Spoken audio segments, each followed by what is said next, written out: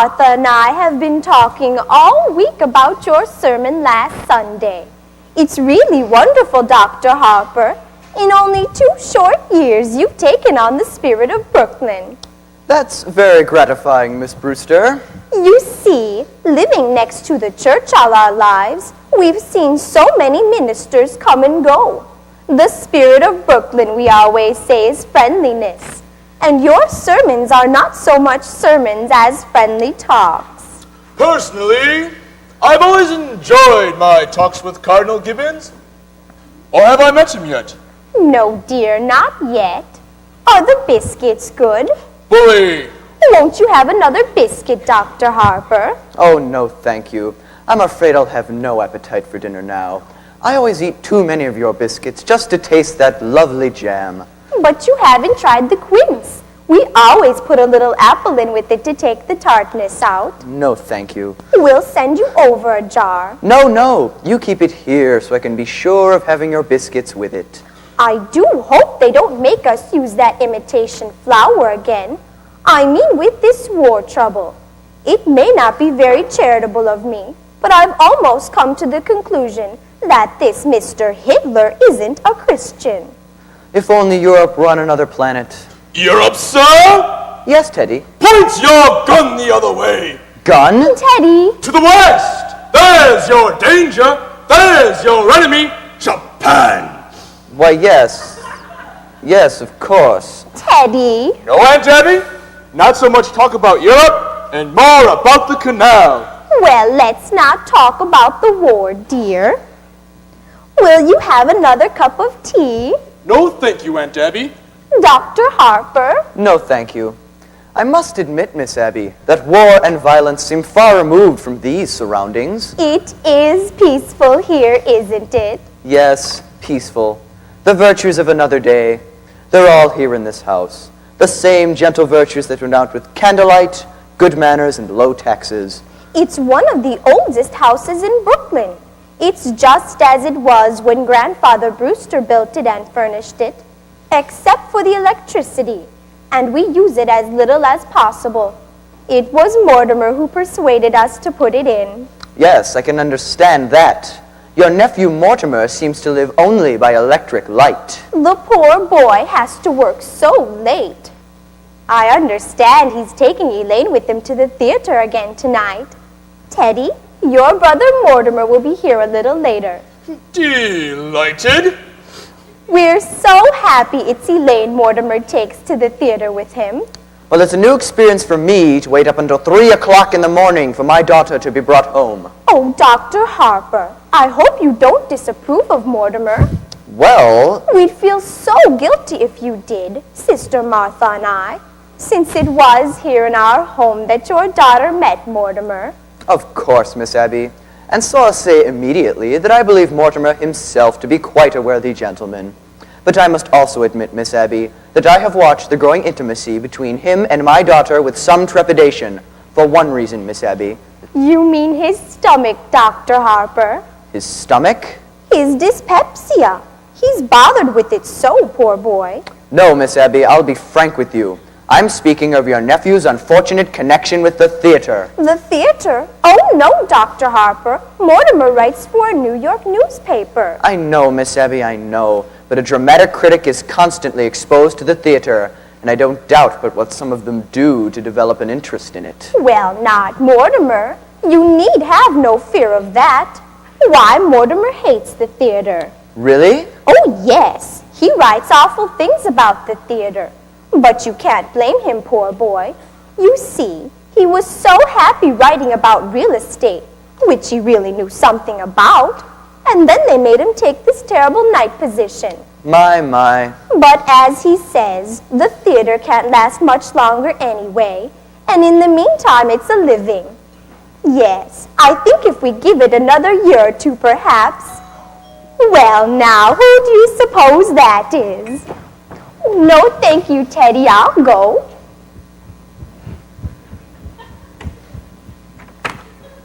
Oh, Mr. Brophy, how do you do? Hello, Miss Brewster. How are you, Mr. Klein? Very well, Miss Brewster.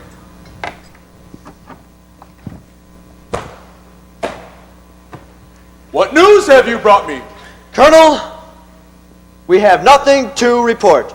Splendid. Thank you, gentlemen. At ease. You know Dr. Harper. Sure. Hello, Dr. Harper. We've come for the toys for the Christmas fund. Oh, yes. That's a splendid work you men do, fixing up discarded toys to give poor children a happier Christmas. It gives us something to do when we have to sit around the station. You get tired of playing cards, and then you start to clean your gun, and the first thing you know, you shot yourself in the foot. Teddy, go upstairs and get that big box from your Aunt Martha's room. How is Mrs. Brophy today? Mrs. Brophy has been quite ill, Dr. Harper. Pneumonia. I'm sorry to hear that. Judge! Oh, she's better now. A little weak still. I'm going to get you some beef broth to take to her. Don't bother, Miss Abby. You've done so much for her already. We made it this morning. Sister Martha is taking some to poor Mr. Benitsky right now. I won't be a minute. Sit down and be comfortable, all of you. She shouldn't go to all that trouble. Listen, try to stop her or her sister from doing something nice, and for nothing. They don't even care how you vote. Yes, when I received my call to Brooklyn and moved next door, my wife wasn't well. When she died and for months before, well, if I know what pure kindness and absolute generosity are, it's because I've known the Brewster sisters. Colonel, you promised not to do that. But I have to call a cabinet meeting to get the release of those supplies. He used to do that in the middle of the night. The neighbors raised Cain with us. They're a little afraid of him anyway. Oh, he's quite harmless. Suppose he does think he's Teddy Roosevelt. There's a lot worse people he could think he was. Damn shame. A nice family like this, hatching a cuckoo. Well, his father, the old girl's brother, he was some sort of a genius, wasn't he? And their father, Teddy's grandfather. Seems to me I've heard he was a little crazy too. Yeah, he was crazy like a fox. He made $1 million. Really? Here in Brooklyn? Oh yeah, patent medicine. He was kind of a quack of some sort. Old Sergeant Edwards remembers him. He used the house here as a sort of a clinic. Tried him out on people. Yeah, I hear he used to make mistakes occasionally too. The department never bothered him much because he was pretty useful on autopsies sometimes, especially poison cases. Well, whatever he did, he left his daughters fixed for life. Thank God for that. Not that they'd ever spend any of it on themselves. Yes, I'm well acquainted with their charities. You don't know a tenth of it. When I was working with the Missing Persons Bureau, I was trying to trace an old man, which we never did find. Did you know there's a renting agency that has this very house on its list for furnished homes? They don't rent rooms, but you can bet anybody who comes here looking for a room goes away with a good meal and probably a few dollars in their kick. It's just their way of digging up people to do some good to. Well now, isn't this nice? Good afternoon, Miss Brewster. How do you do, Mr. Brophy, Dr. Harper, Mr. Klein? How are you, Miss Brewster? We came for the Christmas toys. Oh yes, Teddy's Army and Navy. They wear out. They're all packed. The colonel's upstairs after them. It seems the cabinet has to okay it. Oh yes, of course. I hope Miss Brophy's better. She's doing fine, ma'am. Your sister's getting some broth for me to take to her. Oh, we made it this morning. I just brought some to a poor man who broke ever so many bones. Oh, Martha, you're back. How was Mr. Benitsky? Well, dear, I'm afraid it's pretty serious. The doctor was there. They're going to amputate in the morning. Can we be present? No. I asked him, but he says it's against the rules of the hospital. You couldn't be of any service, and you must spare yourself something. Here's the broth, Mr. Brophy. Be sure it's good and hot. Yes, ma'am. This is fine. It'll make a lot of kids happy. That O'Malley boy, He's just nuts about soldiers. That's General Miles. I've retired him. What's this? The Oregon! Teddy, dear. But the Oregon goes to Australia! Now, Teddy. No, I've given my word to Fighting Bob Evans. But, Teddy. What's the difference which kid gets it? Bobby Evans? Izzy Cohen? Well, we'll run along now, ma'am, and thank you very much. Not at all.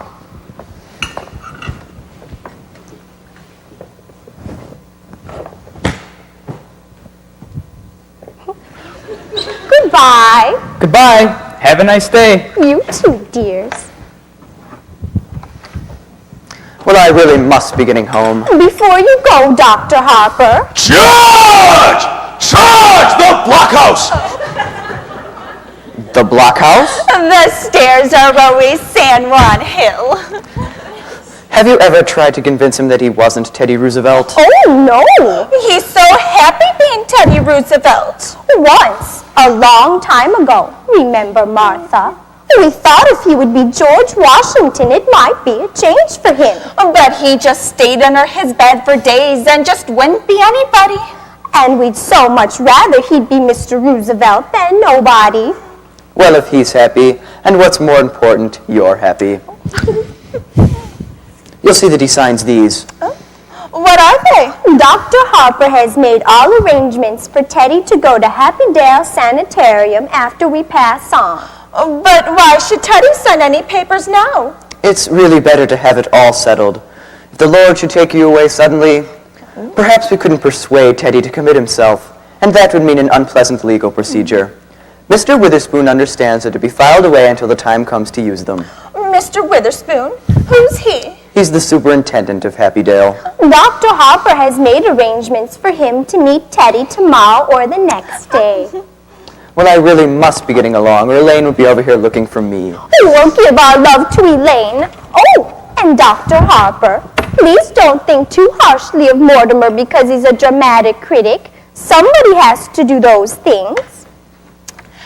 Did you just have tea? Isn't it rather late? Yes, and dinner's going to be late too. So, why? Teddy, good news for you.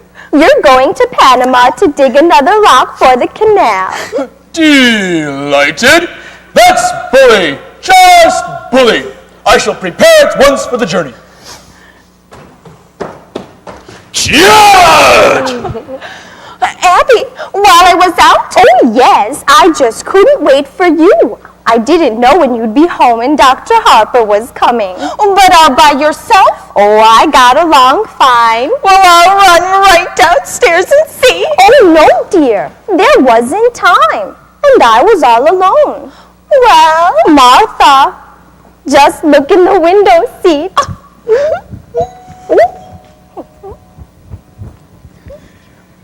Oh, it's Elaine. Come in, dear. Good afternoon, Miss Abby. Good afternoon, Miss Martha. I thought Father was here. he just this minute left. Didn't you meet him? No, I took a shortcut through the cemetery. Mortimer hasn't come yet. No, dear, not yet. Oh, he asked me to meet him here. Do you mind if I wait? Not at all. Why don't you sit down, dear? You know, we really must speak to him about doing this to you. Doing what? Well, he was raised to know better. When a gentleman is taking a young lady out, he should call for her at her house. Oh, there's something about calling for a girl at a parsonage that discourages any man who doesn't embroider. Well, he's done this too often. We're going to speak to him. Oh, please don't. After young men whose idea of nightlife was taking me to a prayer meeting, it's wonderful to go to the theater almost every night of my life. Well, it's comforting for us too, dear, because if Mortimer has to see some of those plays he has to see, well, at least he's sitting next to the minister's daughter. Oh, my goodness, Elaine. What must you think of us? Not having tea cleared away by this time. Well, don't take care of anything in the kitchen until Mortimer comes, and then I'll help you. Okay. Mortimer should be here any minute now, dear. Yes. Father must have been surprised not to find me at home. I'd better run over and say goodnight to him. It's a shame you missed him, dear. If Mortimer comes, you tell him I'll be right back. Okay. Hello, Mort. Hello, Elaine. Hello, Aunt Martha. Abby, Mortimer's here. You weren't going out somewhere, were you? I was just going to tell Father not to wait up for me tonight. I didn't know that was still being done, even in Brooklyn. Well, hello, Mortimer. Hello, Aunt Abby. How are you, dear? Fine. And you look well. You haven't changed much since yesterday. Oh, my goodness, it was yesterday, wasn't it? We're seeing a great deal of you lately. Well, come sit down. Sit down.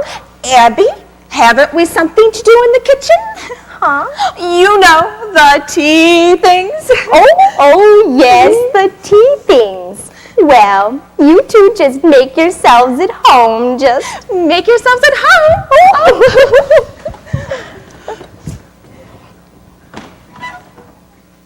Well, can't you take a hint? No, that was pretty obvious. A lack of inventiveness, I should say. Yes, that's exactly what you'd say. Where do you want to go for dinner? Oh, I don't care. I'm not very hungry. Well, I just had breakfast. Suppose we wait till after the show? But that'll make it pretty late, won't it? Not with the little stinker we're going to see tonight. From what I've heard about it, we'll be at Blake's by 10 o'clock. You ought to be fair to these plays. Are these plays fair to me? I've never seen you walk out on a musical. That musical isn't opening tonight. No.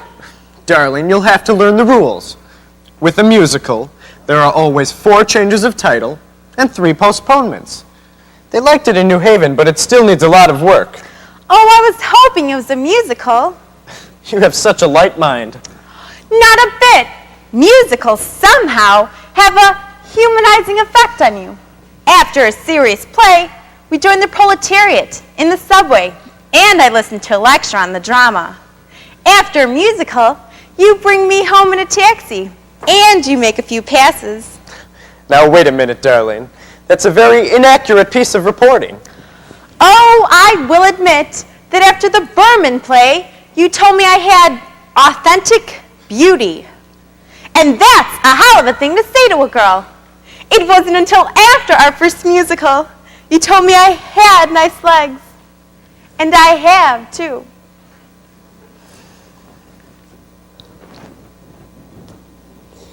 For a minister's daughter, you sure know a lot about life. Where'd you learn it? In the choir loft. Well, I'll explain that to you sometime, darling. The close connection between eroticism and religion. Religion never gets as high as the choir loft. Which reminds me, I'd better tell Father please not to wait up for me tonight.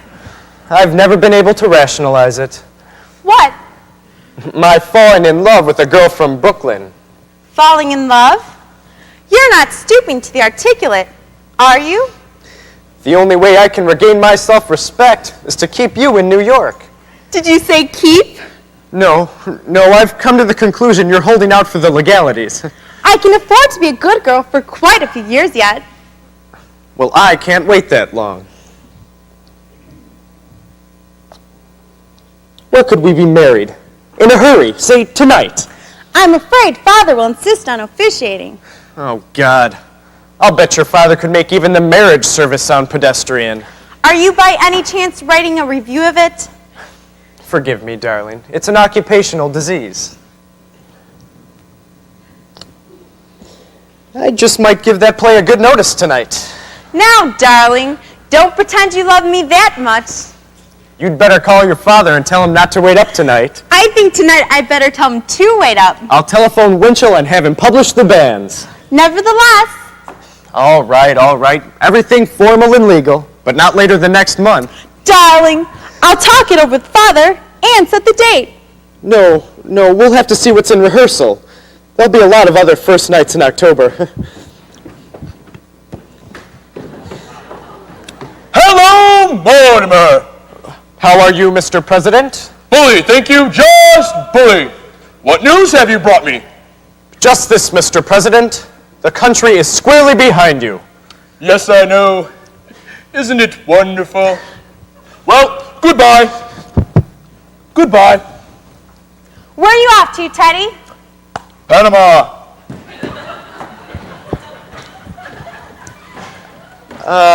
Panama's the cellar. He digs locks for the canal down there. You're so sweet with him, and he's very fond of you. Well, Teddy always was my favorite brother. Favorite? Were there more of you? Yes, there's another brother, Jonathan. I never heard of him. Your aunts never mentioned him. No, we don't like to talk about Jonathan much. He left Brooklyn very early, by request. Jonathan was the kind of boy who liked to cut worms in two, with his teeth. What became of him? I don't know. He wanted to become a surgeon like grandfather, but he wouldn't go to medical school first. I would think his practice probably got him into some trouble. Aren't you two going to be late for the theater? Oh, no, we're skipping dinner. We won't have to start for half an hour. Well then, I'll leave you two alone together again.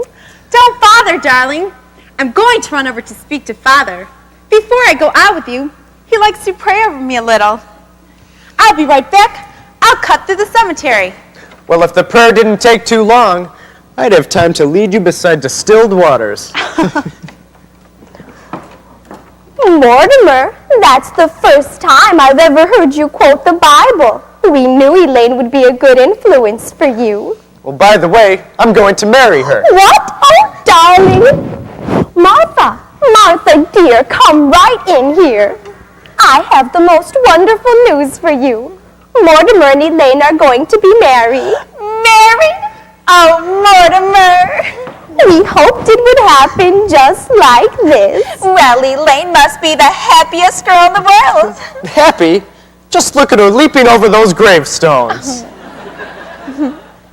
Say, what's that? What's what, dear? That statue there. Why, that's a Hurundidida Carnina. Oh, no, dear. That's Emma B. Stout, ascending to heaven. No, standing on Miss Stout's left ear. That bird. That's a red-crested swallow. I've only seen one of those before in my life. Now, Mortimer, I don't know how you can be thinking about a bird now. What with Elaine and the engagement and everything? It's a vanishing species. You know, Thoreau was very fond of them. Oh, which reminds me. I left a large envelope here last week. It was one of the chapters of my book on Thoreau. Have you seen it? Well, if you left it here, it must be here somewhere. Well, what are your plans? When are you going to be married? There must be something more you can tell us about Elaine. Elaine? Oh, yes, Elaine thought it was brilliant. What was, dear? My chapter on Thoreau. Well, when Elaine gets back, we must have a celebration. We must drink to your happiness. Martha, isn't there some more of that Lady Baltimore cake left? Oh, yes. And I'll open a bottle of wine. And to think it happened in this room. Oh. Now, where could I have put that? Well, with your fiancé sitting beside you tonight, I do hope the play will be something you can enjoy for once. It may be something romantic. What's the name of it? Murder Will Out. Oh, dear. When the curtain goes up, the first thing you'll see will be a dead body.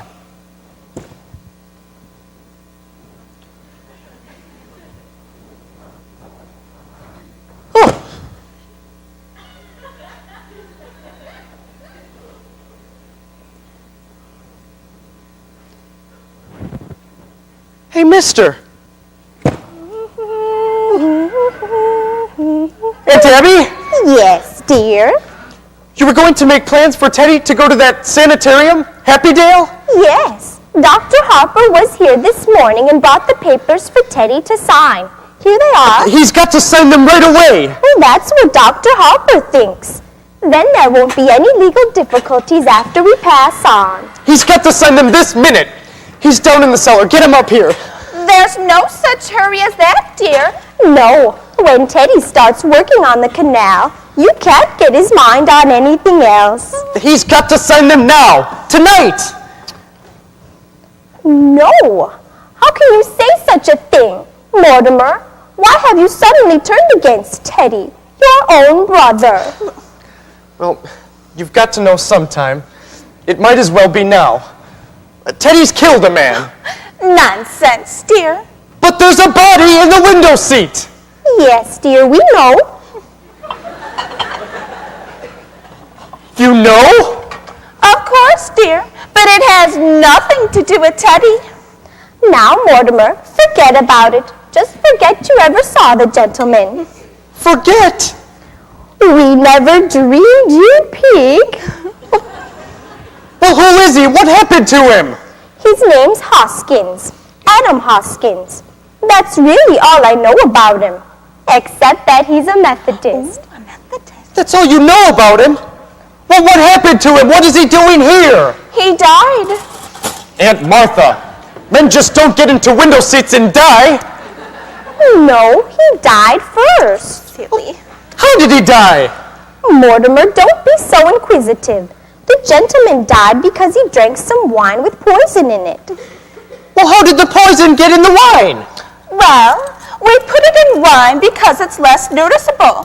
When it's in tea, it has a distinct odor. You put it in the wine? Yes, and I put Mr. Hoskins in the window seat because Dr. Harper was coming. So you knew what you'd done? You didn't want Dr. Harper to see the body? Well, not at tea. That wouldn't have been very nice. Now, Mortimer, just forget about it. I do think Martha and I have the right to our own little secrets. And don't you tell Elaine. Oh, Abby, while I was out, I dropped in on Mrs. Schultz. She's much better, but she would like us to take Junior to the movies again. Well, we must do that tomorrow or the next day. Yes, but this time we'll go where we want to go. Junior's not going to drag me to another one of those scary pictures. Oh, no, those are just awful. My. Let's go.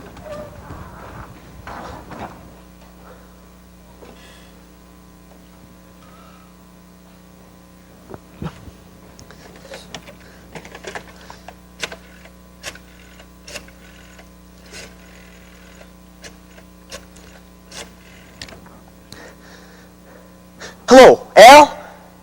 Do you know who this is? That's right. Say, Al, when I left the office, I told you where I was going, remember? Well, where did I say? Well, it would take me half an hour to get to Brooklyn, right? What time have you got? That's right. Well, I must be here. Aunt Abby, Aunt Martha, come in here. What are we going to do?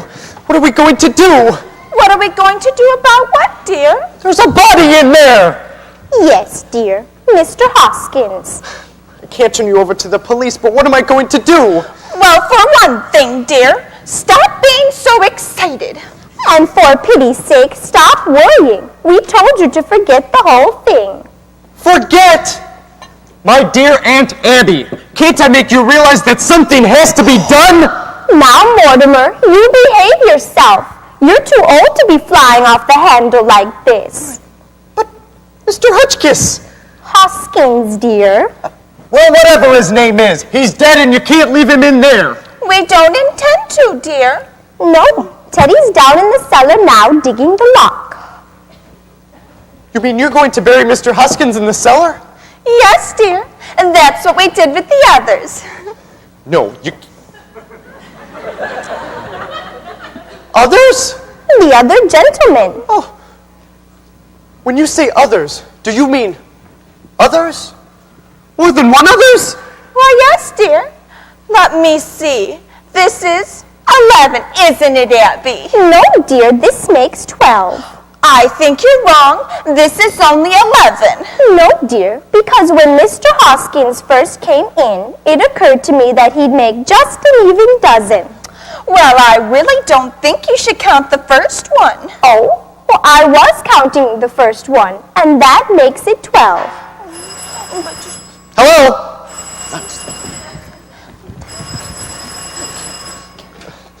Hello? Oh, hello, Al. My, it's good to hear your voice. Well, anyway, they're all down in the cellar. Shh. Listen, Al. I just called you because I was feeling a little... Oh, you wouldn't know. Listen, you've got to get a hold of George. He's got to cover the play tonight. I can't make it. No, Al, you're wrong. I'll tell you all about it tomorrow. Well, George has got to cover the play tonight. This is my department, and I'm running it, so you get a hold of George. Let's see, where were we? 12. 12? Abby thinks we should count the first one, and that makes 12. Come here, Aunt Martha. Please, just sit down. All right. Now, who was the first one? Mr. Midgley. He was a Baptist. Though I still don't think we should claim full credit for him, because he just died. Martha means without any help from us. You see, Mr. Midgley came here looking for a room. It was right after you moved to New York. All his kith and kin were dead, and it left him so forlorn and unhappy. We felt so sorry for him. And then, when his heart attack came, and he sat dead in that chair, looking so peaceful, remember, Martha? Well, we made up our minds then and there that if we could help other lonely old men to that same peace, we would. So he dropped dead right here in this chair? How awful for you. Oh, no, dear. Why, it was rather like old times. Your grandfather always used to have a cadaver or two lying around the house. You see, Teddy had been digging in Panama, and he thought Mr. Midgley was a yellow fever victim. That meant he had to be buried immediately. So we all went down to Panama and buried him in his lot. Now you see, dear, that's why we told you not to worry, because we know exactly what's to be done. So that's how all of this started? The man just walking in here and dropping dead? Well, of course, we realized we couldn't count on that happening again, so...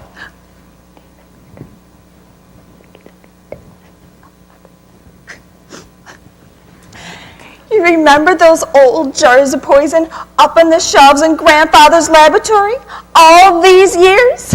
You know your Aunt Martha's knack for mixing things. You've tasted enough of her piccalilli.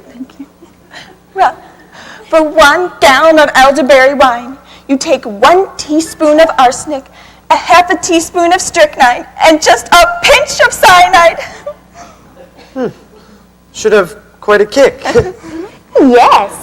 In fact, one of our gentlemen found time to say how delicious. Well, I got to get things started in the kitchen. I wish you could stay for dinner. Oh, I'm trying out a new recipe. Oh, I couldn't eat a thing. Well, I'll come and help you, dear. I feel so much better now. Oh, you have to wait for Elaine, don't you? How happy you must be. Well, I'll leave you alone with your thoughts.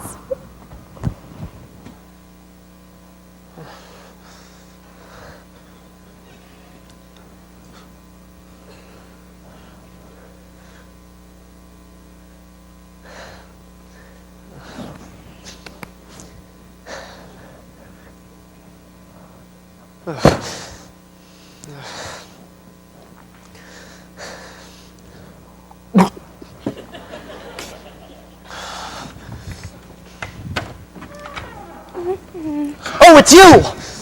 Don't be cross, darling. Father could see that I was excited, so I told him about us, and that made it harder for me to get away. But listen, darling, he's not going to wait up for me tonight. Listen, Elaine, you run along home and I'll call you up tomorrow. Tomorrow? You know I always call you up every day or two. But we're going to the theater tonight. No, we're not.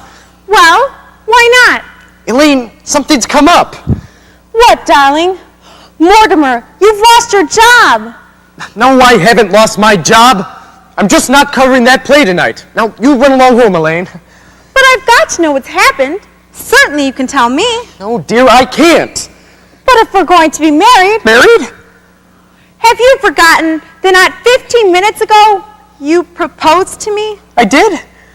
Oh, yes, well, As far as I know, that's still on. Now, you run along home. Listen, you can't propose to me 1 minute and throw me out of the house the next. Darlene, I'm not throwing you out of here. Now, will you please get out of here? No, I won't get out of here. Not until I've had some kind of an explanation. Elaine! Oh.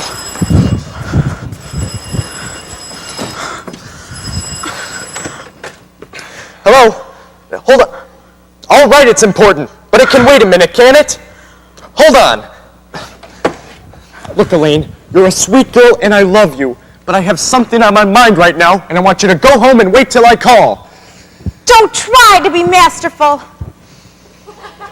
When we're married and I have problems to face, I hope you're less tedious and uninspired. And when we're married, if we're married, I hope I find you adequate. Elaine! Elaine! Oh.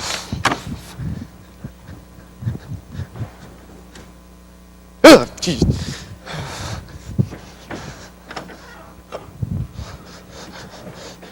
Hello?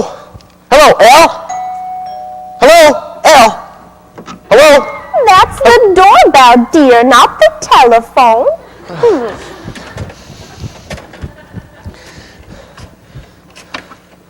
Well, how do you do? Won't you come in?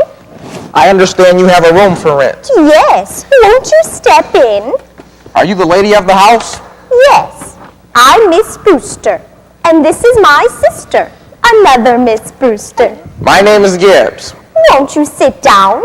I'm sorry, we were just setting the table for dinner. Hello? Let me talk to Al again. City desk.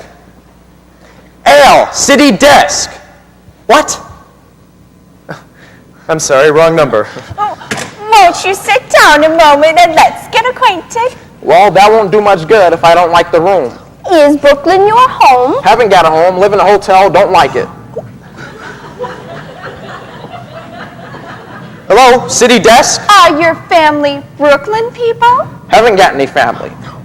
All alone in the world? Yep. Well, Martha, you've come to just the right house. Do sit down. Oh, hello, Al. Listen, Al, I can't cover the plate tonight. That's all there is to it. I can't. What church do you go to? There's an Episcopal church practically next door. I'm Presbyterian.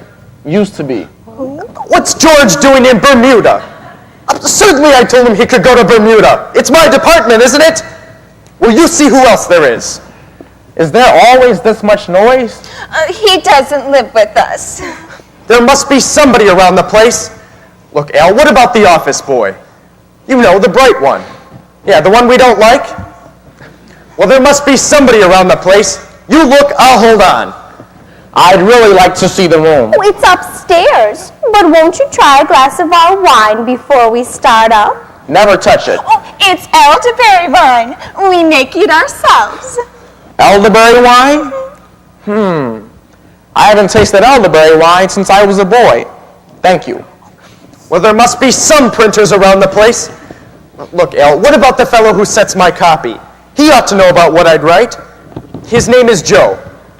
He's the third machine from the left. But Al, he might turn out to be the next Burns Mantle. Do you have your own elderberry bushes? No, but the cemetery's full of them. No, I'm not drinking, but I'm going to start now. Do you serve meals? We might, but first just see whether you like our wine first. Mortimer! What do you mean? I'm nervous. Don't do that. Mortimer, not that. No! Get out of here! Do you want to be poisoned? Do you want to be murdered? Do you want to be killed? Now you've spoiled everything. You can't do things like that. No, I don't know how I can explain this to you, but it isn't only against the law, it's wrong. It isn't a nice thing to do. People wouldn't understand. He wouldn't understand. Abby, we shouldn't have told Mortimer. Well, what I mean is, this is developing into a very bad habit. Mortimer, we don't stop you from doing the things you like to do. I don't see why you should interfere with us.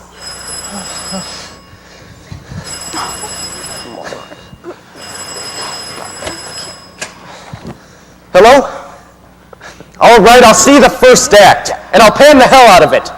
But listen, Al, you've got to do something for me. Get a hold of O'Brien, our lawyer. Yeah, have him meet me at the theater. All right, don't let me down. Okay, I'm starting now. Listen, I've got to go down to the theater. I can't get out of it. But before I go, I want you to promise me something. Well, we'd have to know what it was first. Listen, you know I love you two both very much. And I know you love me. You know I would do anything in the world for you. But I want you to do just this one little thing for me. Well, what do you want us to do? Don't do anything. I mean, don't do anything. Don't let anybody in this house, and please leave Mr. Huskins right where he is. Why? Because I want time to think. And I've got quite a little to think about. You know, I wouldn't want anything to happen to either one of you. Well, what on earth could happen to us? Anyway, you'll do this for me now, won't you? Well, we were planning on holding services before dinner. Services? Certainly you don't think we'd bury Mr. Hoskins without a full Methodist service. Why, he was Methodist. Well, can't that wait till after I get back? Oh, and then you could join us. Yes, yes. Oh, you'll enjoy the services, especially the hymns. Remember how beautifully Mortimer used to sing in the choir before his voice changed? And remember, you're not going to let anyone in this house while I'm gone. It's a promise. Well, Martha, we can do that now that Mortimer's cooperating with us. Well, all right, Mortimer. Have you got any stationery? There's a man I've got to see, but I'll get back just as soon as I can. Here's some stationery. Will this do? That'll be fine. I can save some time if I write my review on the way to the theater. Mortimer didn't seem quite himself today. Well, I think I know why. Why? He's just become engaged to be married. I suppose that always makes a man nervous. Well, I'm so happy for Elaine, and their honeymoon ought to give Mortimer a real vacation. I don't think he's had much rest this summer. Well, at least he didn't go kiting off to China or Spain. I could never understand why he wanted to go to those places. Well, I think to Mortimer, the theater has always seemed pretty small potatoes. He needs something big to criticize. Something like the human race. Oh. Well, if Mortimer's coming back for the services for Mr. Hoskins, we'll need another hymnal. There's one in my room. You know, dear, it's really my turn to read the services. But since you weren't here when Mr. Hoskins came, I want you to do it. That's very nice of you, dear. But are you sure you want me to? It's only fair. Well, I think I'll wear my black bombazine and Mother's old brooch. Oh.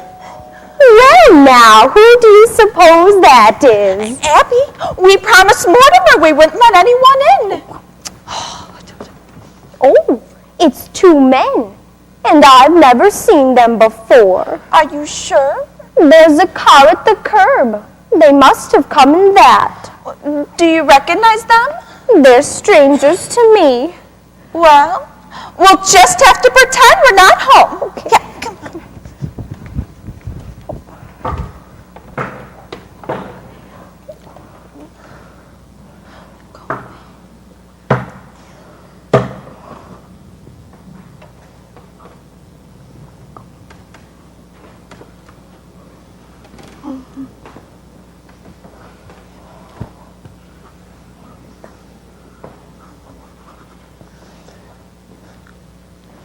Come in, Doctor. This is the home of my youth. As a boy, I couldn't wait to escape from this place. Now I'm glad to escape back into it. Yeah, Johnny, it's a fine hideout.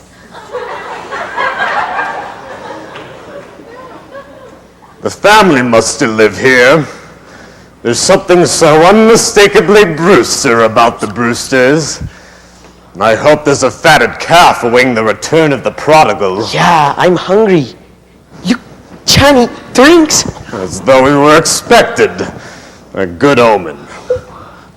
Who are you? What are you doing here? Why, Aunt Abby. Aunt Martha. It's Jonathan. Who are you? I'm Jonathan, your nephew, Jonathan. Oh, no, you're not. You're nothing like Jonathan, so don't pretend you are. You just get out of here. But I am Jonathan. And this is Dr. Einstein. And he's not Dr. Einstein either. Not Dr. Albert Einstein. Dr. Herman Einstein. Who are you? You're not our nephew Jonathan. I see you're still wearing the lovely garnet ring that Grandma Brewster bought in England. And you, Aunt Martha, still the high collar to hide the scar where Grandfather's acid burned you. His voice sounds like Jonathan's. Have you been in an accident? No. My face. Dr. Einstein is responsible for that. He's a plastic surgeon. He changes people's faces. But I've seen that face before. Ooh. Abby, remember when we took the little Schultz boy to the movies? And I was so frightened? It was that face. Easy, Johnny, easy.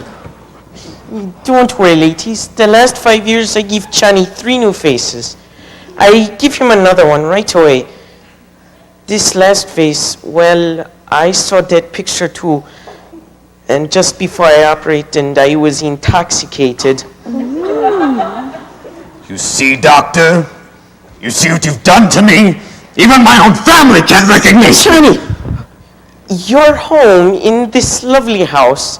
How often he tells me about Brooklyn, about this house, and about his aunts that he loves so much.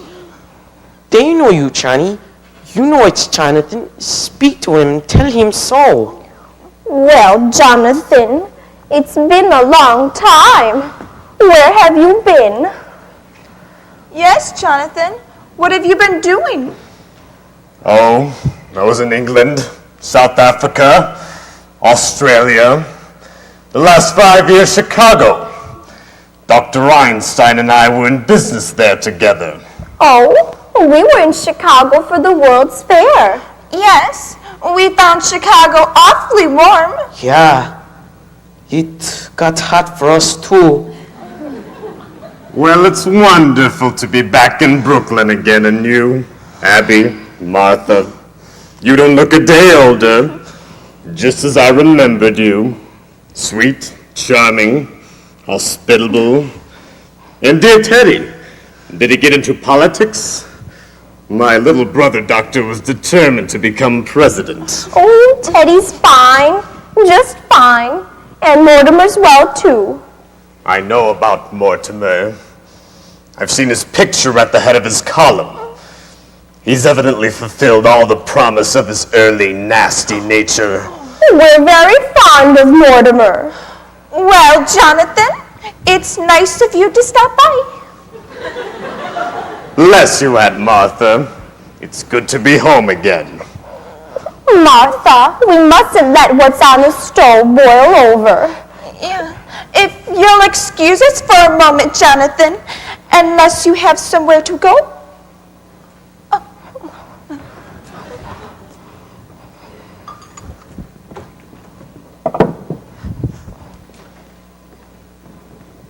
Well, Johnny, where do we go from here? We got to think fast. The police have got pictures of that face. I got to operate on you right away. We got to find some place for that. And we got to find some place for Mr. Spinoza, too. Don't waste any worry on that, rat. But Johnny, we got the hot stuff on our hands. Forget Mr. Spinalzo. But you can't leave a dead body in the rumble seat. You shouldn't have killed him, Johnny. He's a nice fellow. He gives us a lift, and what happens? He said I looked like Boris Karloff. That's your work, Doctor. You did that to me. We find some place for that. I fix you up quick. Tonight. Johnny, I got to eat first. I'm hungry. I'm weak. Well, Jonathan, we're glad you remembered us and took the time to say hello. But you were never happy in this house, and we were never happy while you were in it. So we've just come in to say goodbye. Aunt Tabby, I can't say that your feeling towards me comes as a surprise. I spent a great many hours regretting the many heartaches I must have given you as a boy. You were quite a child to us, Jonathan. But my great disappointment is for Dr. Einstein. I promised him that no matter how rushed we were in passing through Brooklyn, I'd take the time to bring him here for one of Aunt Martha's home-cooked dinners. Oh, no, Jonathan. I'm afraid there wouldn't be enough. Well, Abby, it's a pretty good-sized pot roast. Pot roast? I think the least we can do is to... Thank you, Aunt Martha. We'll stay to dinner. Well, we'll hurry things along.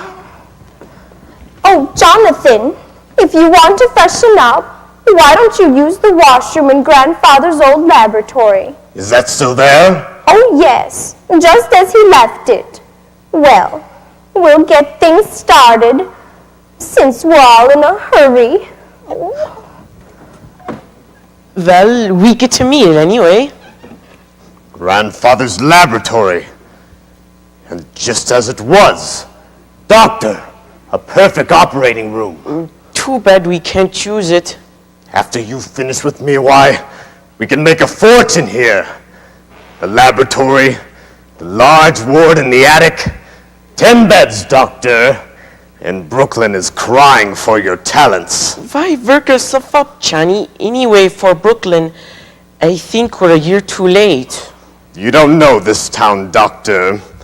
Practically everyone in Brooklyn needs a new face. But so many of the old faces are locked up. A very small percentage. And the boys in Brooklyn are famous for paying generously to stay out of jail. Take it easy, Johnny. Your aunts, they don't want us here. We're here for dinner, aren't we? Yeah, but after dinner. Leave it to me, Doctor. I'll handle this. Why, this will be our headquarters for years. That would be beautiful, Johnny. This nice, quiet house. Those aunts of yours.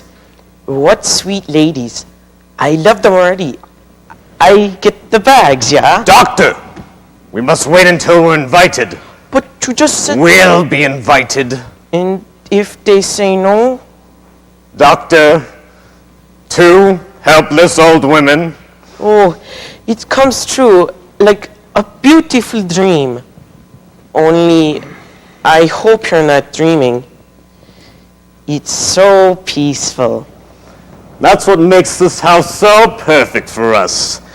It's so peaceful.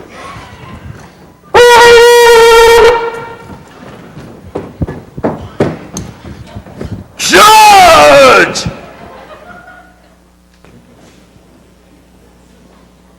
Yes, aunties. Those 5 years in Chicago were amongst the busiest and happiest of my life. And from Chicago, we go to South Bend, Indiana. They wouldn't be interested in our experience in Indiana. You led a very interesting life, I'm sure, Jonathan. But we shouldn't have allowed you to talk so late. My meeting Dr. Einstein in London, I might say, changed the whole course of my life.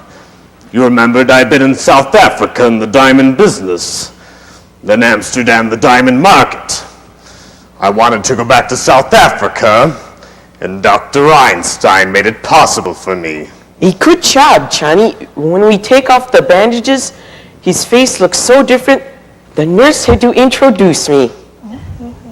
I loved that face. I still carry a picture with me.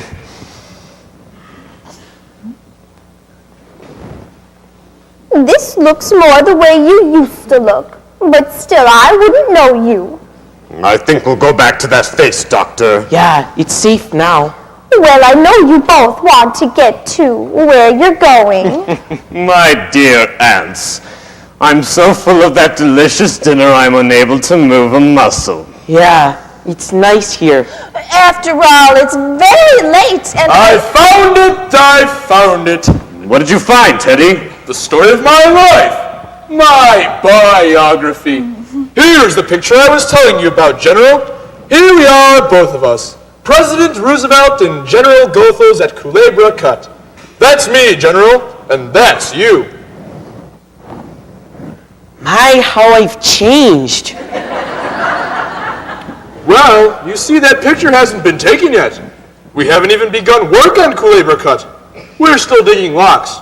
And now, General, you will come with me and inspect the new lock. Oh, no, Teddy, not to Panama. We go some other time. Panama's a long way off. Nonsense. It's just down in the cellar. In the cellar? we let him dig the Panama Canal in the cellar. General Goethals, as President of the United States, Commander-in-Chief of the Army and Navy, and the man who gave you this job, I demand that you accompany me on the inspection of the new lock. Teddy, I think it's time you went to bed. I beg your pardon? Who are you? I'm Woodrow Wilson. Go to bed. No, you're not Wilson. But your face is familiar. Let me see. You're not anyone I know now. Perhaps later, on my hunting trip to Africa.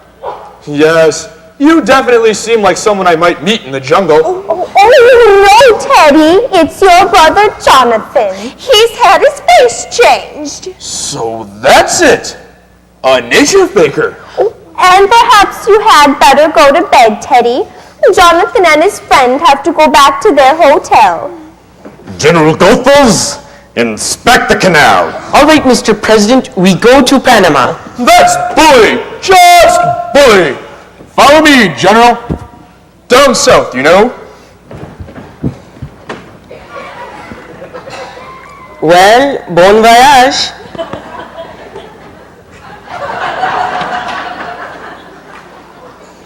And Tabby, I must correct your misapprehension. You spoke of our hotel. We have no hotel. We came directly Well, here. there's a very nice little hotel just 3 blocks down Aunt Martha, this is my home. No, Jonathan, I'm afraid you can't stay here. We need our rooms. You need them? Yes, for our lodgers. Are there lodgers in this house? Well, not just now, but we plan to have some. Then my old room is still free. But there's no room for Dr. Einstein. You'll share the room with me. No, Jonathan, I'm afraid you can't stay here. Dr. Einstein and I need a place to sleep. You remembered this afternoon that as a boy, I could be disagreeable. It wouldn't be very pleasant for any of us if I had to. Oh, well, perhaps we better let them stay here tonight. Just overnight, Jonathan. That's settled. Now, if you'll get my room ready. It only needs a little airing out. We keep it ready to show our lodgers. I think you and Dr. Einstein will find it comfortable. You have a most distinguished guest in Dr. Einstein. I'm afraid you don't appreciate his skill, but you will. In a few weeks, you'll see me looking like a very different Jonathan. He can't operate on you here. When Dr. Einstein and I get organized, when we resume practice. Oh, I forgot to tell you. We're turning Grandfather's laboratory into an operating room. We expect to be quite busy. No, Jonathan, we will not let you turn this house into a hospital. Hospital? Heavens no. It will be a beauty parlor. Hey, Charlie, down in the cellar. Dr. Einstein, my dear aunts have invited us to live with them. Oh, you fixed it? Well, you're sleeping here tonight. Please get our room ready immediately. Well, for tonight.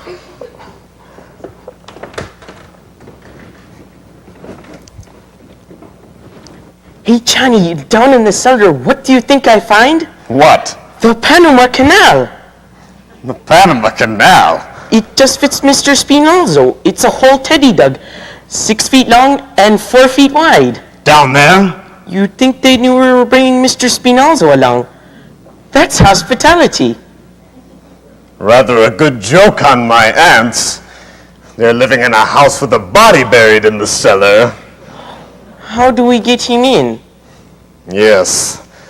We can't just walk him through the door. We'll drive the car up between the house and the cemetery. Then when they've gone to bed, we'll bring Mr. Spinalzo in through the window. Bed. Just think, we've got to bed tonight. Easy, Doctor. Remember, you're operating tomorrow, and this time you'd better be sober. I fix you up beautiful. And if you don't, Jonathan, your room is ready. then you can go to bed. We're moving the car up behind the house. Oh, it's all right where it is. Until morning. I don't want to leave it in the street. That might be against the law.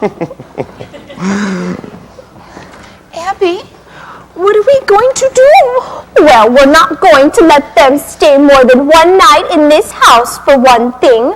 What would the neighbors think? People coming in with one face and going out with another. What are we going to do about Mr. Hoskins? Oh, Mr. Hoskins. It can't be very comfortable for him in there. And he's been so patient, the poor dear. Well, I think Teddy had better get him downstairs right away. Abby, I will not invite Jonathan to the funeral services. Oh, no. We'll wait until after they've gone to bed and then hold the services. General Goethals was very pleased. He says the canal is just the right size. Teddy, dear, there's been another yellow fever victim. Dear me! This will be a shock to the general. Then we mustn't tell him about it. But it's his department. No, Teddy, we mustn't tell him. It would just spoil his visit. No, Aunt Abby. He'll have to be told. It's out of my hands. Army regulations, you know. No, Teddy, we must keep it a secret. Yes. A state secret? Yes, a state secret. Promise? You have the word of the President of the United States. Cross my heart and hope to die. Tweet. Oh, good. Now let's see. How are we going to keep it a secret? Well, Teddy, you go back downstairs, and when I turn out the lights, when it's all dark, you come back up here and take the poor man down to the canal.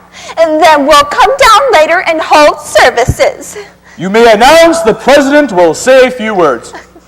Where is the poor devil? He's in the window seat. Oh, it seems to be spreading. We've never had yellow fever there before. Martha, when Jonathan and Dr. Einstein get back, let's see if we can get them to go to bed right away. Yes, and then by the time they're asleep, we'll be dressed for the funeral. Abby, I've never seen Mr. Hoskins. Oh my goodness, that's right. You were out. Well, come right over and see him now. He's really very nice looking, considering he's a Methodist.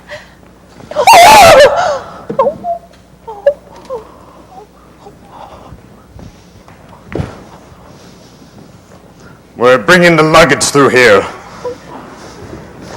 Jonathan, your room is right waiting for you. You can go right up. I'm afraid we don't keep Brooklyn hours, but you two run along to bed. Oh, you must be very tired, both of you, and we don't go to bed this early. Well, you should. It's time I came home to take care of you. Well, we weren't planning to go until... Aunt Martha! Did you hear me say go to bed? The instruments can go to the laboratory in the morning. Now then, we're all going to bed. I'll wait until you're up, and then turn out the lights. Another flight, Doctor. Run along, Aunt Martha. All right, Aunt Abby. I'll be right up. Now, Aunt Abby, turn out the lights. Oh.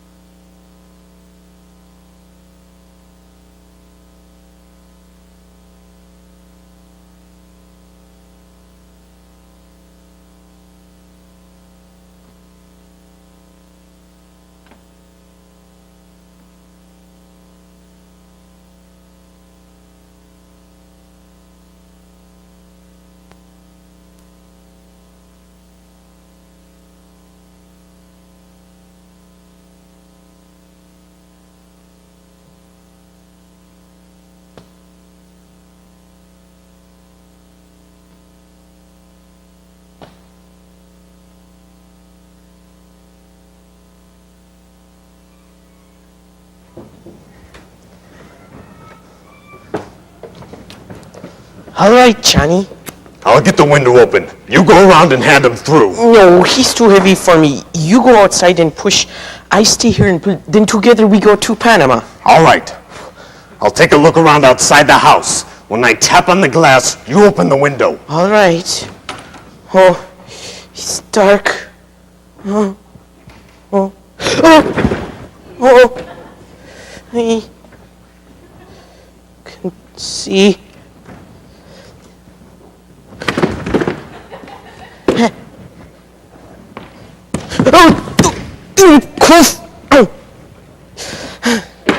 Oh, Johnny. Okay. Yep. All right. Wait a minute. You lost the leg somewhere. Now I got him. That was me, Johnny. I slipped. Be more careful. His shoe came off. Now I got him. Johnny, somebody at the door. Go quick. No, I managed it. Go quick.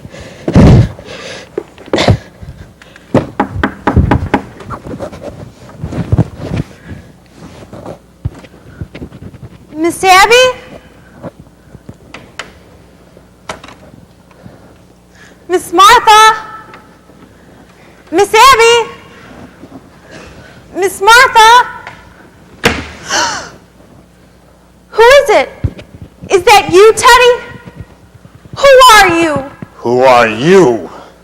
I'm Elaine Harper. I live next door. Then what are you doing here? I came over to see Miss Abby, Miss Martha. Turn on the lights, Doctor.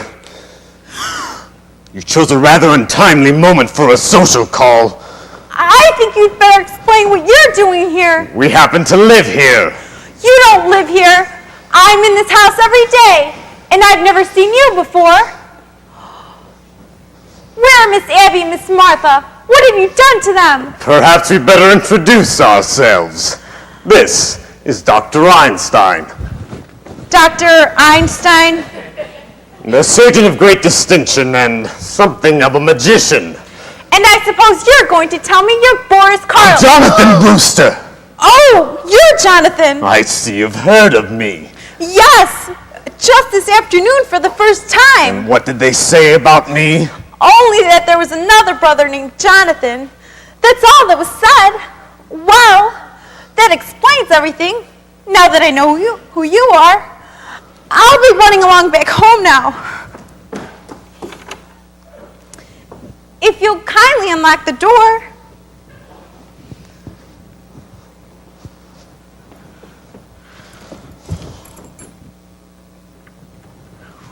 That explains everything. Just what did you mean by that? Why did you come here at this time of night? I thought I saw someone prowling around the house. I suppose it was you. You thought you saw someone prowling around the house? Yes! Weren't you outside? Isn't that your car? You saw someone at the car? Yes! What else did you see? Only someone walking around the house to the car. What else did you see? Just that, that's all. That's why I came over here. I wanted to tell Miss Abby to call the police. But if that was you, and that was your car, I don't need to bother Miss Abby. I'll be running along back home now. What was the man doing at the car? I don't know. You see, I was on my way over here. I think you're lying. I think she tells the truth, Johnny. We let her go now, eh? I think she's lying. Breaking into a house this time of night, I think she's dangerous. She shouldn't be allowed around loose. Take your hands off of me! Doctor! It's going to be a private funeral. Teddy! Teddy! Tell these men who I am! That's my daughter, Alice. Cheers! No, Teddy! Doctor, your handkerchief! Stella! What's happening? What are you doing down there? What's happening? We caught a burglar. A sneak thief. Go back to your room. We'll call the police. We called the police. We'll handle this. Go back to your room. Do you hear me?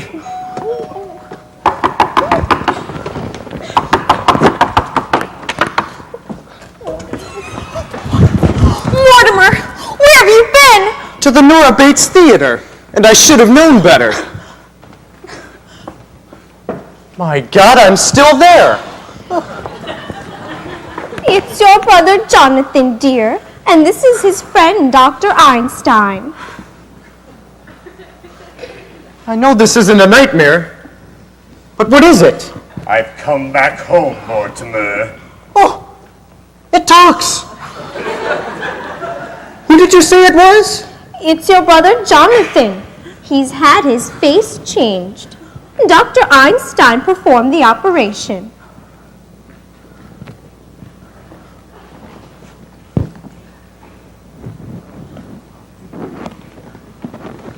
Jonathan? Jonathan, you always were a terror, but do you have to look like one? Easy, Johnny, easy. Mortimer, have you forgotten the things I used to do to you when we were boys? Remember the time you were tied to the bedpost? The needles under your fingernails? By God, it is Jonathan! Yes, I remember you. I remember you as the most detestable, vicious, venomous form of animal life I ever knew! Now, don't you two boys start quarreling the minute you've seen each other. Oh, there won't be any fight, Aunt Abby. Jonathan, you're not wanted here, so get out! Dr. Einstein and I have been invited to stay. Not in this house! Just for tonight. I don't want him anywhere near me! But we did invite them for tonight, and it wouldn't be very nice to go back on our word. All right, tonight. But first thing in the morning, out! Where are they sleeping? We put them in Jonathan's old room. That's my old room. I'm sleeping there, and I'm here to stay. Oh, Mortimer, I'm so glad. Johnny, we sleep down here. You bet your life you sleep down here. You sleep on the sofa, and I sleep on the window seat. The window seat? Oh, well, let's not argue about it. The window seat's good enough for me. I'll sleep on the window seat. You know, Johnny, all this argument makes me think of Mr. Spinozzo. Spinozzo. Well now, Mortimer, it really isn't necessary to inconvenience you like this. We'll sleep down here. Jonathan, your sudden consideration for me is very unconvincing. Come along, Johnny. We get our things out of the room, eh? Don't bother, Doctor. By the way, Doctor, I've completely lost track of Mr. Spinozzo. Who is this Mr. Spinozzo? Oh, just a friend of ours Johnny's been looking for. Well, don't bring anyone else in here. It's all right, Johnny. While we pack, I tell you all about it. Mortimer, you don't have to sleep down here. I can go in with Martha and you can have my room. No trouble at all, Aunt Abby. We'll be packed in a few minutes, and then you could have the room, Mortimer. You're just wasting your time. I told you I'm sleeping down here. Mortimer, What's the matter with you, dear? I've almost been killed. You've almost been... Abby, Martha! Oh, it was Jonathan. He mistook her for a sneak thief. No, it was more than that. He's some kind of a maniac. Mortimer, I'm afraid of him. My darling, you're trembling. Sit down. Have you got any smelling salts? No, but do you think some hot tea or coffee? Coffee. Make some for me, too. Oh, and some sandwiches. I haven't had any dinner. We'll make something for both of you. Oh, Martha, we can leave our hats downstairs here now. You weren't going out somewhere, were you? Do you know what time it is? It's after 12. 12? Elaine, you've got to go home now. What? Why, you wanted some sandwiches for you both. It won't take a minute. Why, don't you remember? We wanted to celebrate your engagement. That's what we'll do, dear. We'll make a nice supper for both of you. And we'll open a bottle of wine. Okay. Wait, no wine! Mortimer, what's going on in this house? What do you mean, what's going on in this house? You were supposed to take me to dinner and the theater tonight. You called it off. You asked me to marry you. I said I would. And 5 minutes later, you throw me out of the house. Tonight, just after your brother tries to strangle me, you want to chase me home. Now listen, Mr. Brewster. Before I go home, I want to know where I stand. Do you love me? Look, Elaine, I love you very much. In fact, I love you so much that I can't marry you. Have you suddenly gone crazy? I don't think so, but it's only a matter of time. You see, insanity runs in my family. It practically gallops. That's why I can't marry you, dear. Now wait a minute. You've got to do better than that. No, there's a strange taint in the Brewster blood. Well, if you really knew my family, it's what you'd expect if Strindberg had written Hell's a Poppin'. Now just because Teddy's a little... No, it goes way back to the first Brewster, the one who came over on the Mayflower. In those days, the Indians used to scalp the settlers. Well, he used to scalp the Indians. Mortimer, that's ancient history. No, the whole family. Take my grandfather, for instance. He used to try his patent medicines out on dead people to be sure he wouldn't kill them. Well, he wasn't so crazy. He made $1 million. What about Jonathan? You just said he was a maniac. He tried to kill you. But he's your brother, not you. I'm in love with you. What about Teddy? You know Teddy. He thinks he's Roosevelt. No, dear. No Brewster should marry. I realize now if I'd met my father in time, I would have stopped him. Now, darling, all this doesn't prove you're crazy. Look at your aunts. They're Brewsters, aren't they? And the sanest, sweetest people I've ever known. Well, even they have their peculiarities. Yes, but what lovely peculiarities. Kindness, generosity, human sympathy. Oh my God, there's another one! What? Oh, Mortimer, there are plenty of others. You can't tell me anything about your aunts. I'm not going to. Look, Elaine, you've got to go home. Something very important has just come up. Up? Up from where? We're here all along together. I know I'm acting irrationally, but just put it to the fact that I'm a mad Brewster. If you think you're going to get out of this by pretending you're insane, you're crazy. Maybe you're not going to marry me, but I'm going to marry you. I love you, you dope. Well, if you love me, will you please get the hell out of here? Mortimer, will you at least take me home? I'm afraid. Afraid of what? It's a little walk through the cemetery. Mortimer, will you at least kiss me goodnight? Of course, darling.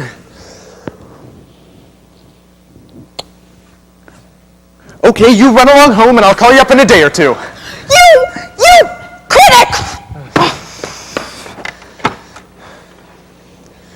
Aunt Abby, Aunt Martha, come in here. We'll be in a minute, dear. No, come in here now. Yes, dear, what is it? Where's Elaine? I thought you promised me not to let anyone in this house while I was gone. Well, Jonathan... I don't mean Jonathan. And Dr. Einstein. And I don't mean Dr. Einstein either. Who's there in the window seat? We told you, Mr. Hoskins. This is not Mr. Hoskins. Oh, my. Who can that be? Are you trying to tell me you've never seen that man before? I certainly am. Why, this is a fine how do you do. It's getting so any man thinks he can walk in this house. Don't you try and get out of this. That's another one of your gentlemen. Mortimer, how can you say such a thing? That man's an imposter. And if he came here to be buried in our cellar, he's mistaken. Aunt Abby, you admitted to me that you put Mr. Hoskins in the window seat. Yes, I did. Well, he couldn't have just gotten the idea from Hoskins. By the way, where is Mr. Hoskins? He must have gone to Panama. Oh, you buried him? No, not yet. He's just down there waiting for the services, poor dear. We haven't had time, what with Jonathan in the house. Oh, my. We've always wanted to hold a double funeral. But I will not read services over a total stranger. A total stranger? Aunt Abby, how can I believe you? There are 12 men in the cellar, and you admit you poisoned them. Yes, I did. But you don't think I'd stoop to telling a fib. Martha! Oh, Mortimer, I'd like to have a word with you. A word's about all you'll have time for, Jonathan. Because I've decided you and your doctor friend are going to have to get out of this house just as quickly as possible. I'm glad you recognize the fact that you and I can't live under the same roof. But you've arrived at the wrong solution. Take your suitcase and get out! Jonathan! You're beginning to bore me. You've played your one-night stand in Brooklyn. Now move on! My dear Mortimer, just because you've graduated from the back fence to the typewriter, don't think you've grown up. I'm staying, and you're leaving, and I mean now. If you think I can be frightened, if you think there's anything I fear... I've lived a strange life, Mortimer, but it's taught me one thing, to be afraid of nothing. Martha, just look and see what's in that window seat. Now, Aunt Abby! Oh.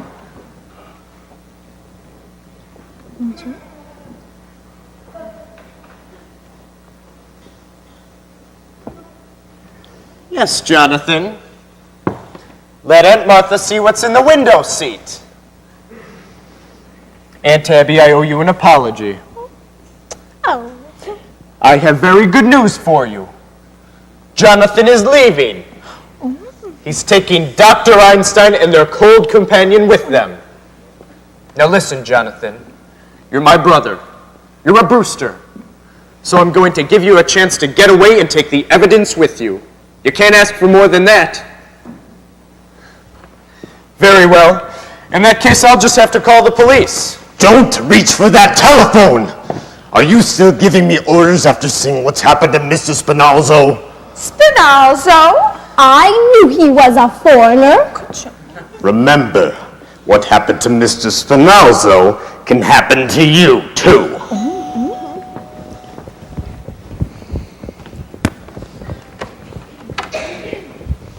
Hello, Miss Abby. Oh, Officer O'Hara, is there something we can do for you? Well, I saw your lights on and I thought there might be sickness in the house. Oh, you got company. Sorry I disturbed you. No, officer, come right in. Yes, come in. Come in, Officer O'Hara. This is our nephew, Mortimer. Pleased to meet you. How do you do? And this is another nephew, Jonathan. Pleased to make your acquaintance. Well, it must be nice having your nephews visiting you. Are they going to stay with you for a bit? I'm staying. My brother Jonathan was just leaving. Hey, I've met you before, haven't I? I'm afraid not. Jonathan hasn't been home for years. Your face looks familiar to me. Maybe I've seen a picture of you somewheres. I don't think so. Yes, Jonathan. I'd hurry if I were you. Your things are all packed away anyway, aren't they? Well, you'll be wanting to say your goodbyes. I'll be running along. Wait, no, what's the rush? I'd like to have you stick around till my brother goes. I just dropped in to make sure everything was all right. Well, we're going to have some coffee in a minute. Why don't you join us? Oh, I forgot the coffee. Well, I better make some more sandwiches. I ought to know your appetite by this time, Officer O'Hara. Don't bother, I'm due to ring in a few minutes. We're going to have some coffee in a minute, and my brother's just leaving. Why don't you sit down? Say, ain't I seen a photograph of your brother around here someplace? I don't think so. He certainly reminds me of somebody. He looks like somebody you've probably seen in the movies. I never go to the movies. I hate them. My mother says the movies is a bastard art. Yes, it is full of them. Your mother said that? Yeah, my mother was an actress. A stage actress. Maybe you heard of her. Peaches Latour. It sounds like a name I may have seen on a program somewhere. What did she play? Well, her big hit was Mutt and Jeff. Played it for 3 years. I was born on tour, the 3rd season. You were? Yep, Sioux City, Iowa. I was born in the dressing room at the end of the 2nd act, and my mother made the finale. What a trooper. Must be a good story in your mother.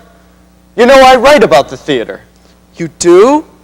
Say, you're not Mortimer Brewster, the dramatic critic. Yes, I am. Well, I certainly am glad to meet you, Mr. Brewster. Say, Mr. Brewster, we're in the same line of business. We are? Yeah, I'm a playwright. Oh, this being on the police force is just temporary. How long have you been on the force? 12 years. I'm collecting material for a play. I'll bet it's a honey. Well, it ought to be. With all the drama I see being a cop, Mr. Brewster, you've got no idea what goes on in Brooklyn. I think I have. Say, what time you got? 10 after 1. Gee, I gotta ring in. Oh, wait a minute, O'Hara. On that play of yours, I may be able to help you. You would? Say, it was my fate walking in here tonight. Look, I'll tell you the plot. Oh, you're on your way, huh? Good. You haven't got much time, you know. Everything's just about ready. Oh, are you leaving, Jonathan? Well, goodbye. Goodbye, Dr. Einstein. Doesn't this case belong to you? That's right, Jonathan. You can't go without all of your things. Well, thanks for stopping by, officer. We'll get together sometime and talk about your play. Oh, no, I'm not leaving now, Mr. Brewster. Why not? You just offered to help me write my play, didn't you? You and me are going to write my play together. I can't do that, O'Hara. I'm not a creative writer. I'll do the creating. You just put the words to it. But O'Hara! No, sir, Mr. Brewster. I'm not leaving this house till I tell you the plot. In that case, Mortimer will be running along. Don't try that. You can't go yet. Not without all of your things. Listen, O'Hara, why don't you run along now? I can wait. I've been waiting 12 years. I'm sorry I was so long. Don't bring that in here. Listen, O'Hara, why don't you join us for a bite in the kitchen? The kitchen? Jonathan's leaving. Oh, how nice. Come along, Officer O'Hara. Are you sure you don't mind eating in the kitchen, Mr. O'Hara? And where else would you eat? Oh. Well, goodbye, Jonathan. It was nice to have seen you again.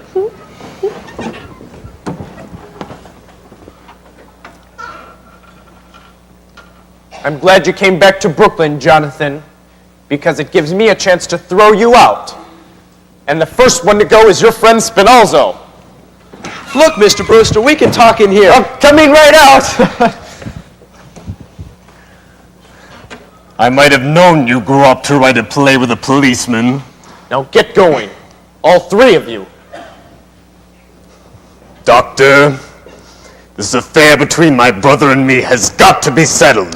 Now, Johnny, we got trouble enough. Your brother gives us a chance to get away. What more could you ask? You don't understand.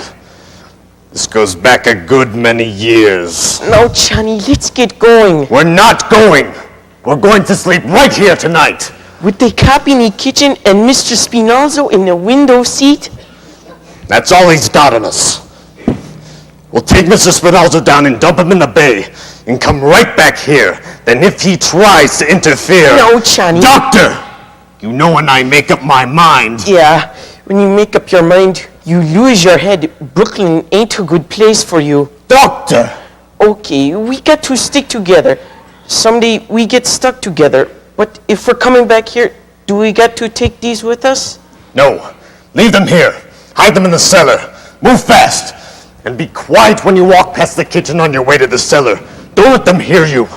Spinalzo can go out the same way he came in.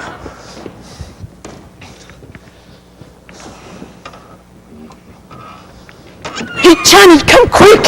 What's the matter? You know that hole down in the cellar? Yes? Well, we got an ace in the hole. Come on, I show you. Oh, shh, be quiet.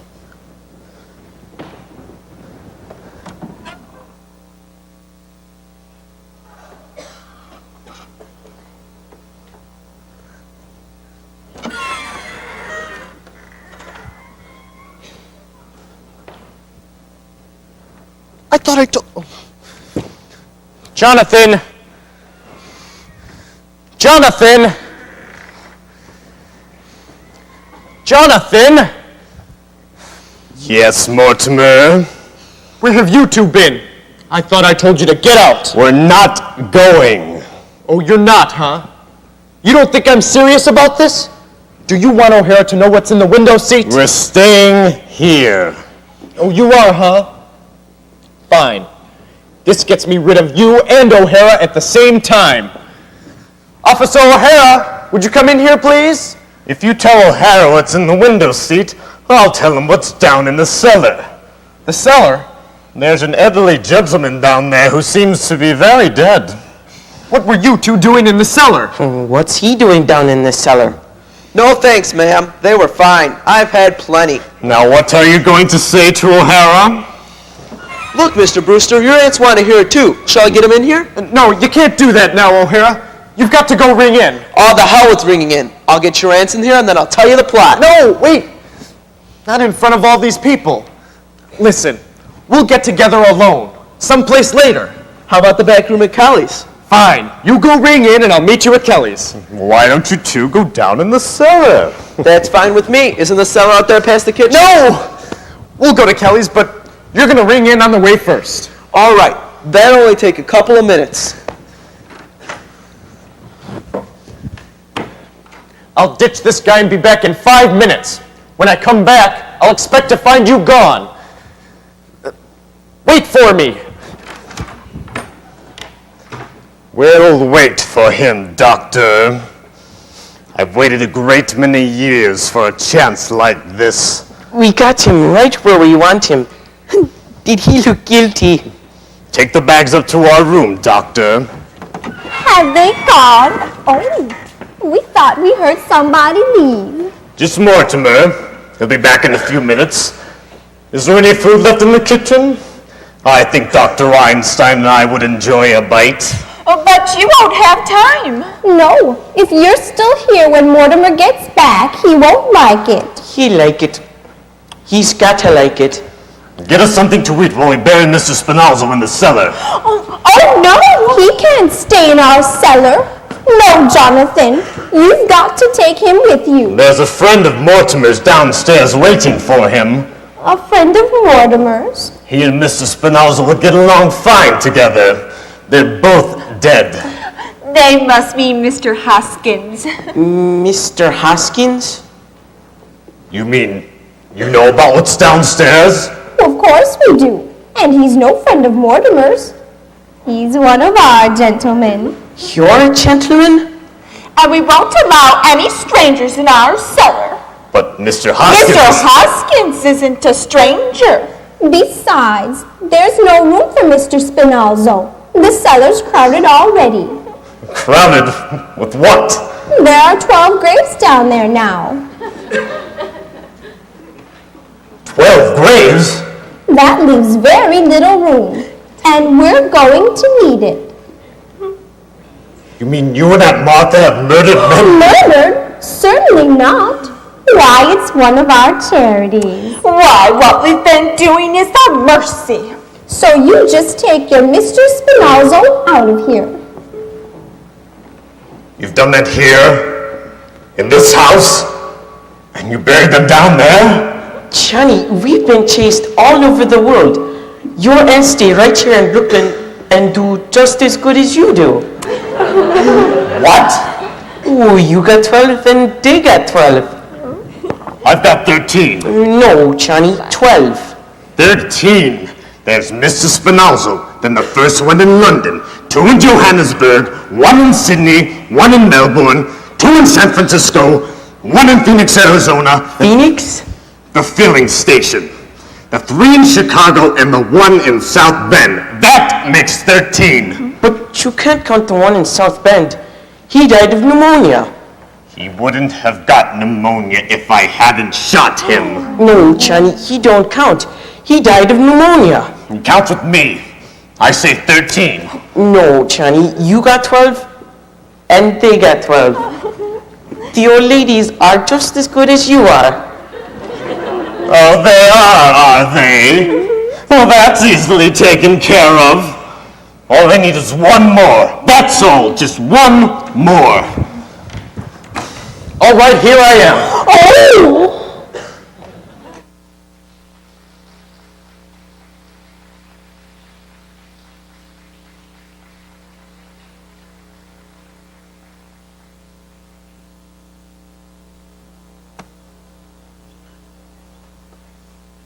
You stop doing that!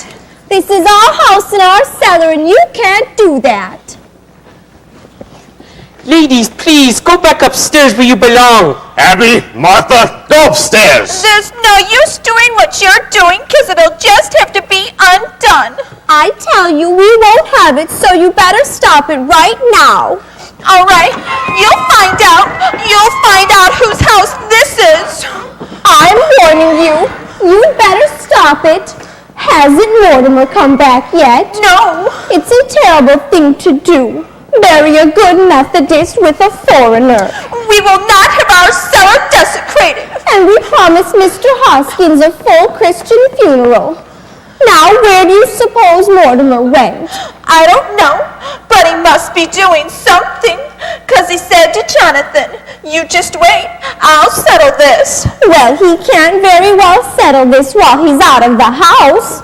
And that's all we want settled. What's going on down there?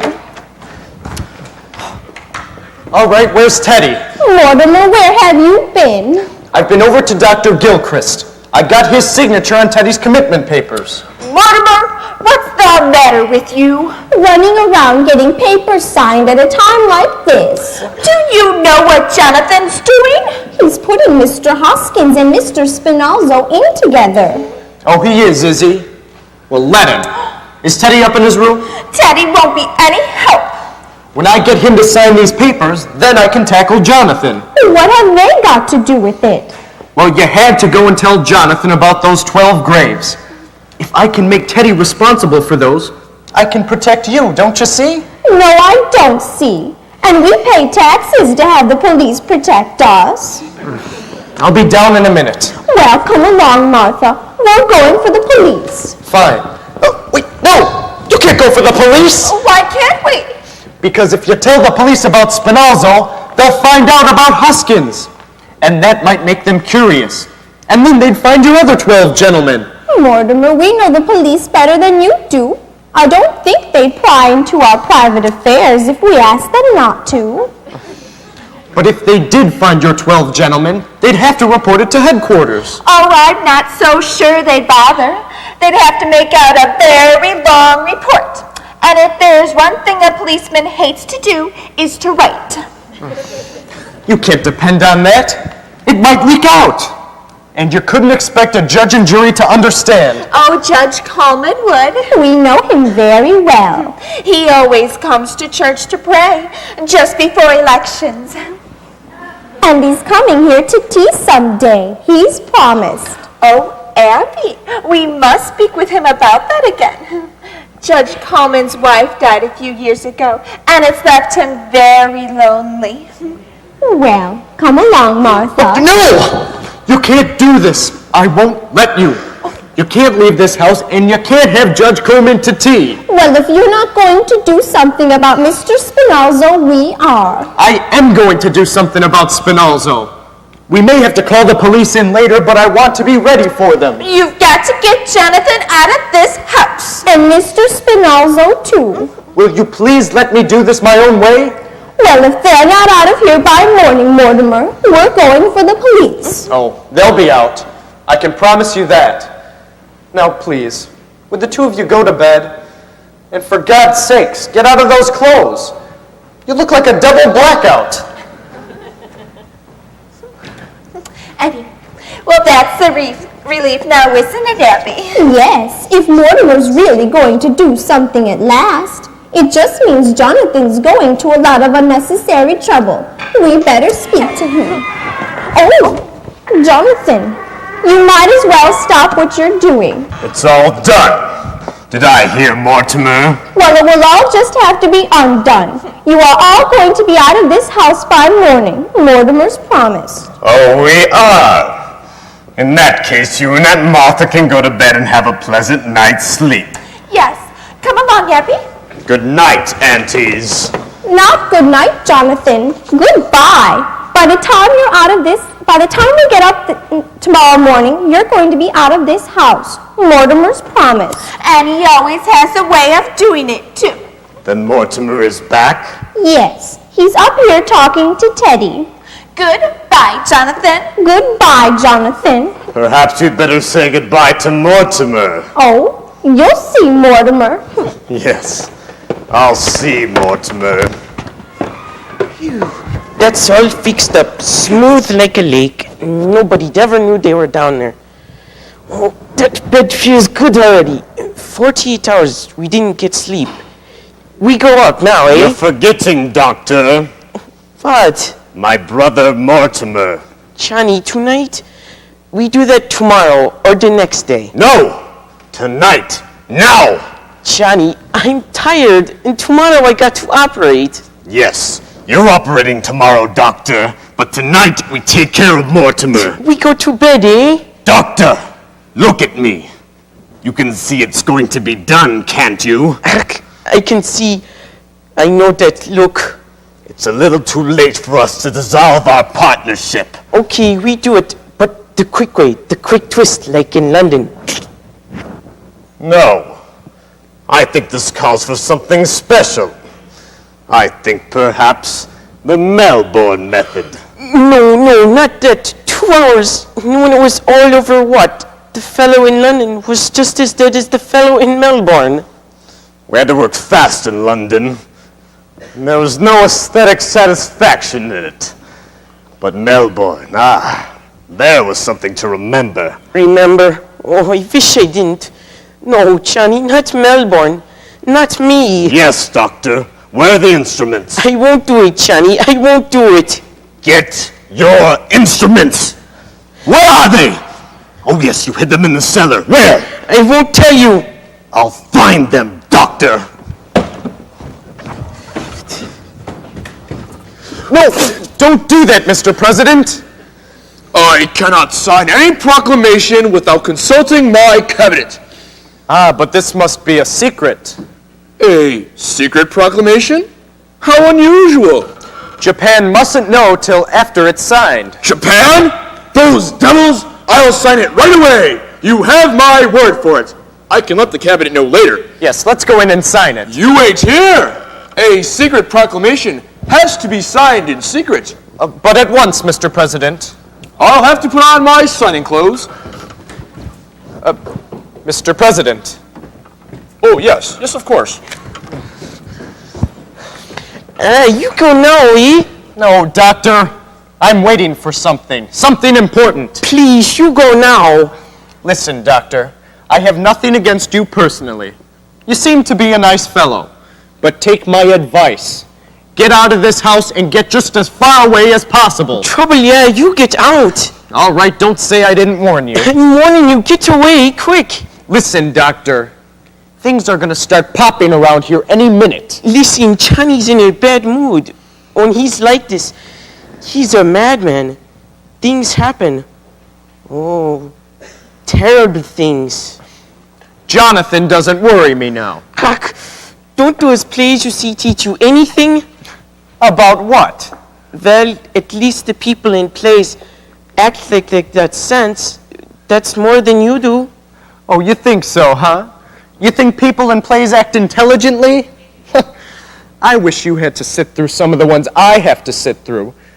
Take this little stinker I saw tonight, for instance. Now, in this play, there's a fellow who's supposed to be bright. Now, he knows he's in a house with murderers. He's even been warned to get out of the house. But does he go? No, Doctor, he stays there. Now tell me, is that what an intelligent person would do? You're asking me? He didn't even have sense enough to be frightened, to be on guard. For instance, the murderer even invites him to sit down. You mean, won't you sit down? Believe it or not, that one was in there too. And what did he do? He sat down. Now mind you, this fellow's supposed to be bright. So there he sits, just waiting to be trussed up. And what do you think they used to tie him up with? Oh, what? The curtain cord. Well, why not? A good idea. Very convenient. Yeah, a little too convenient. One of these playwrights going to start using some imagination. The curtain cord. He didn't see him get it? See him? He sat with his back to him. Now that's the kind of stuff we have to suffer through night after night. And they say the critics are killing the theater. It's the playwrights who are killing the theater.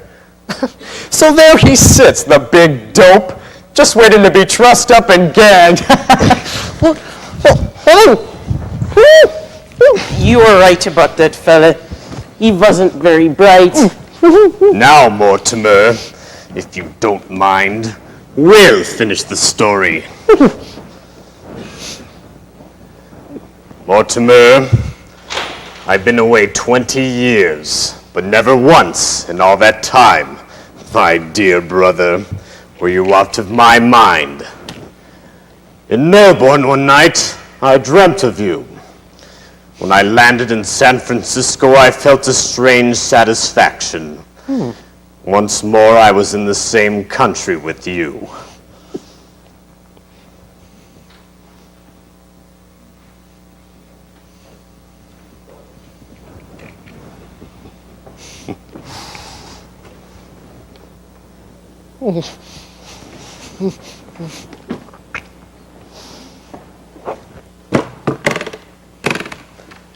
Now, Doctor, we go to work. Please, Johnny, for me the quick way. Doctor!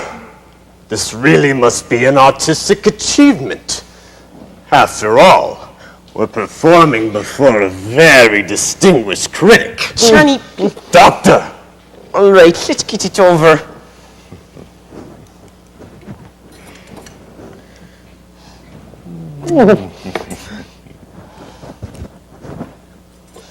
All ready for you, Doctor. I got to have a drink. I can't do this without a drink. Pull yourself together, Doctor. I got to have a drink. Oh, when we walked in here, there was wine. Remember?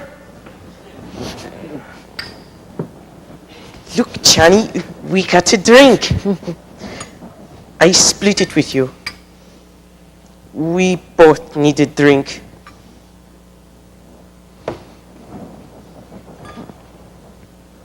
Doctor, where are your manners? Yes, Mortimer, I realize now it was you who brought me back to Brooklyn. Doctor, to my dear dead brother. Good! Damn that idiot! He goes next! That's all! He goes next! No, Johnny, not Teddy. That's why stop, not Teddy. We get to Teddy later. We don't get to him at all. Now we've got to work fast. Yeah, the quick way, Johnny. Yes, Doctor, the quick way. Hey, the car's gotta quit blowing that horn. It's all right, officer. We're taking the bugle away from him. There's gonna be hell to pay in the morning. We promised the neighbors he wouldn't do that anymore. It won't happen again, officer. Good night. I better speak to him myself. Where are the lights? Hey! You stood me up! I waited an hour for you at Kelly's. What happened to him? Oh, he was explaining a play he saw tonight. That's what happened to the fella in the play. Did they have that in the play you saw tonight? Gee, they practically stole that from the second act of my play. Why, the second act, just before the... No, I'd better begin in the beginning. It opens in my mother's dressing room, where I was born, only I ain't born yet. Oh. No, you've got to hear the plot first. So she's sitting there making up, see, when all of a sudden, through the door, a man with a black mustache walks in, turns to my mother and says, Miss Latour, will you marry me? He doesn't know she's with child.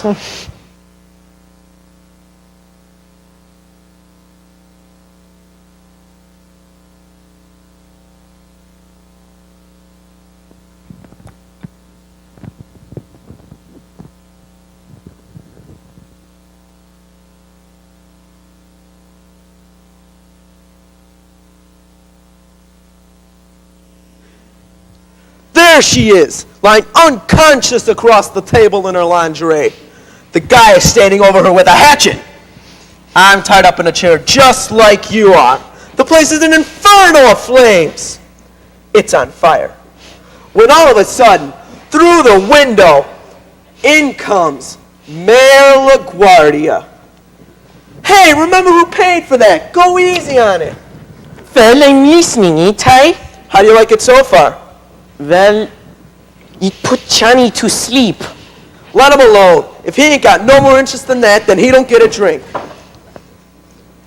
All right, it's 3 days later. I'm been transferred and I'm under charges. That's because somebody stole my badge. All right, I'm walking my beat on Staten Island, 46th Precinct. When the guy I'm following, it turns out, is actually following me. Don't let anybody in. So I figured I'd outsmart him. There was a vacant house on the corner. I goes in. It's cops! I stands there in the dark. I see the door handle turn. Johnny, it's cops! Cops! I pulls my guns, braces myself against the wall, and I says, come in! Hello, boys! What the hell is going on here? Hey, Pat, what do you know? This is Mortimer Brewster. He's going to help me write my play. I'm just telling the story. Did you have to tie him up to make him listen? You'd better report in at the station, Joe. The whole force is out looking for you. Did they send you here for me? We didn't know he was here. We came here to warn the old ladies that there's hell to pay. The colonel blew that bugle again in the middle of the night. From the way the neighbors have been calling in, you'd think the Germans dropped a bomb on Flatbush Avenue. The lieutenant's on the warpath. He says the colonel's got to be put away someplace. Yes, yes! Gee, Mr. Brewster, it looks like I'm going to have to get away, so I'll just run through the third act quick. Get away from me! Say, do you know what time it is? It's after 8 o'clock in the morning. It is? Gee, Mr. Brewster, I guess the first two acts run a little long, but I don't see anything we can leave out. You can leave it all out. Who the hell is this guy? That's my brother. Oh, the one that ran away? So, he came back. Yes, he came back.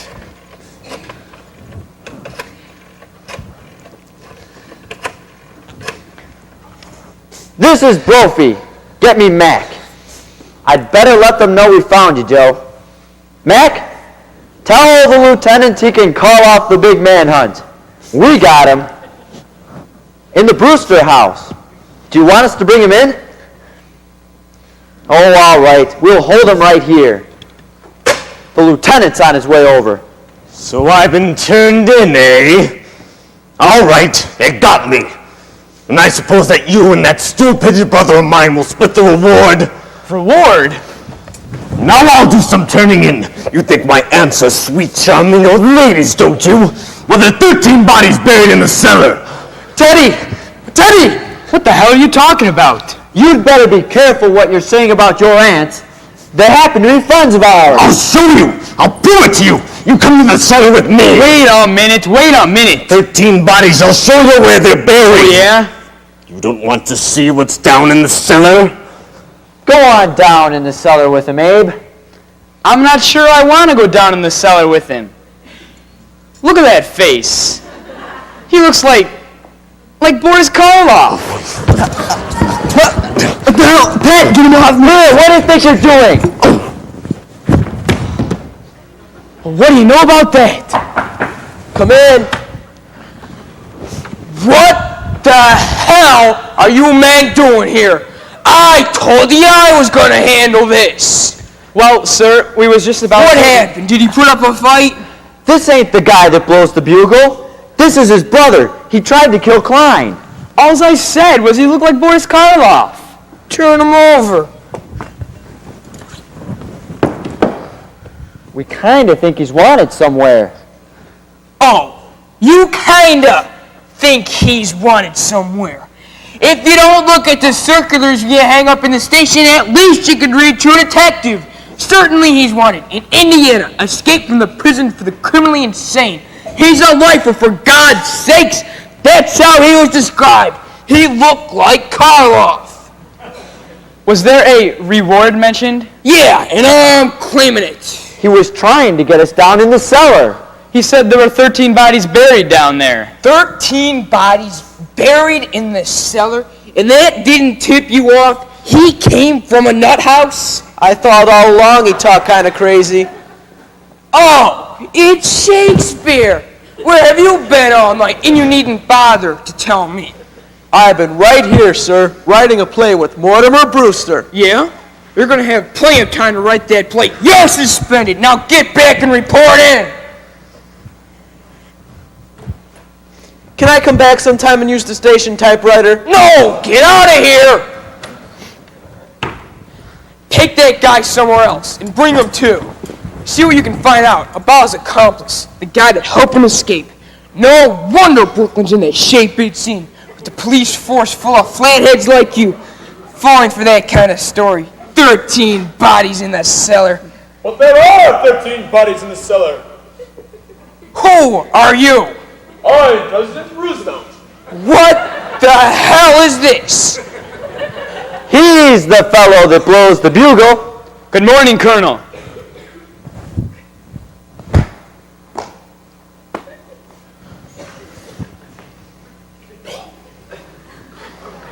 Well, Colonel, you've blown your last bugle.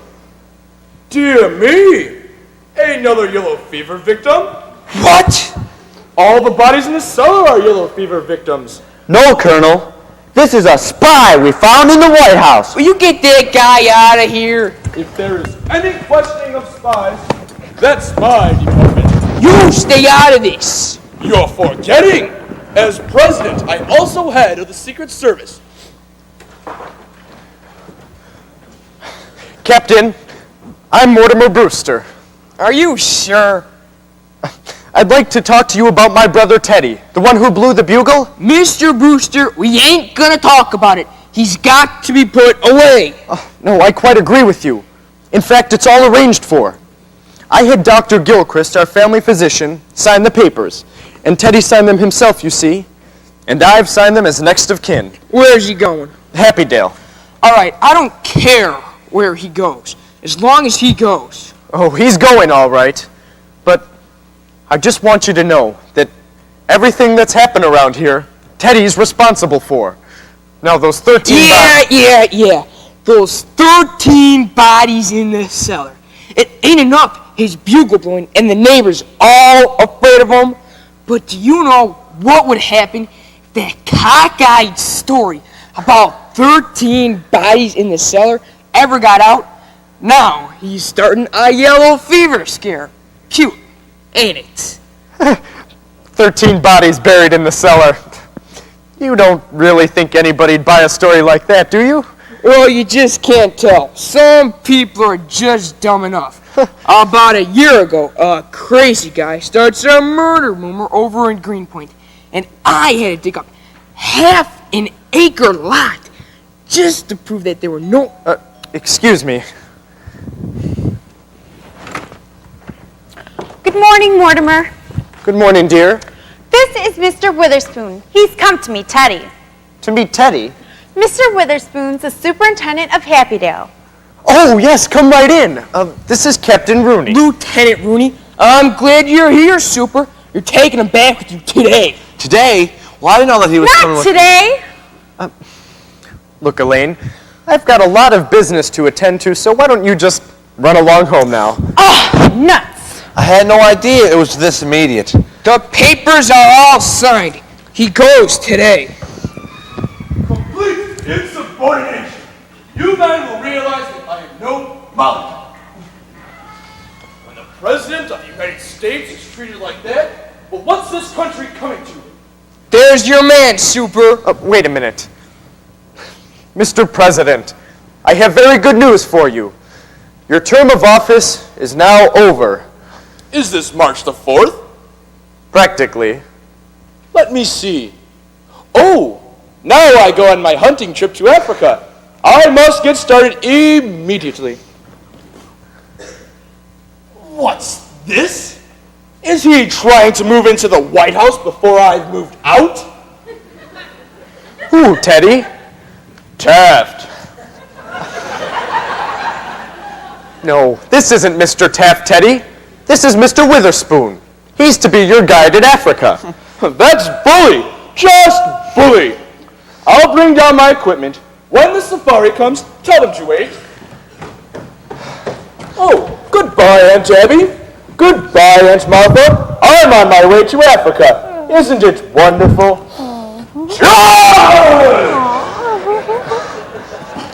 Good morning, darlings. Oh, we have visitors. This is Lieutenant Rooney. Well, how do you do, Lieutenant? My, you don't look like the fuss budget the policemen say you are. Why, the lieutenant is here.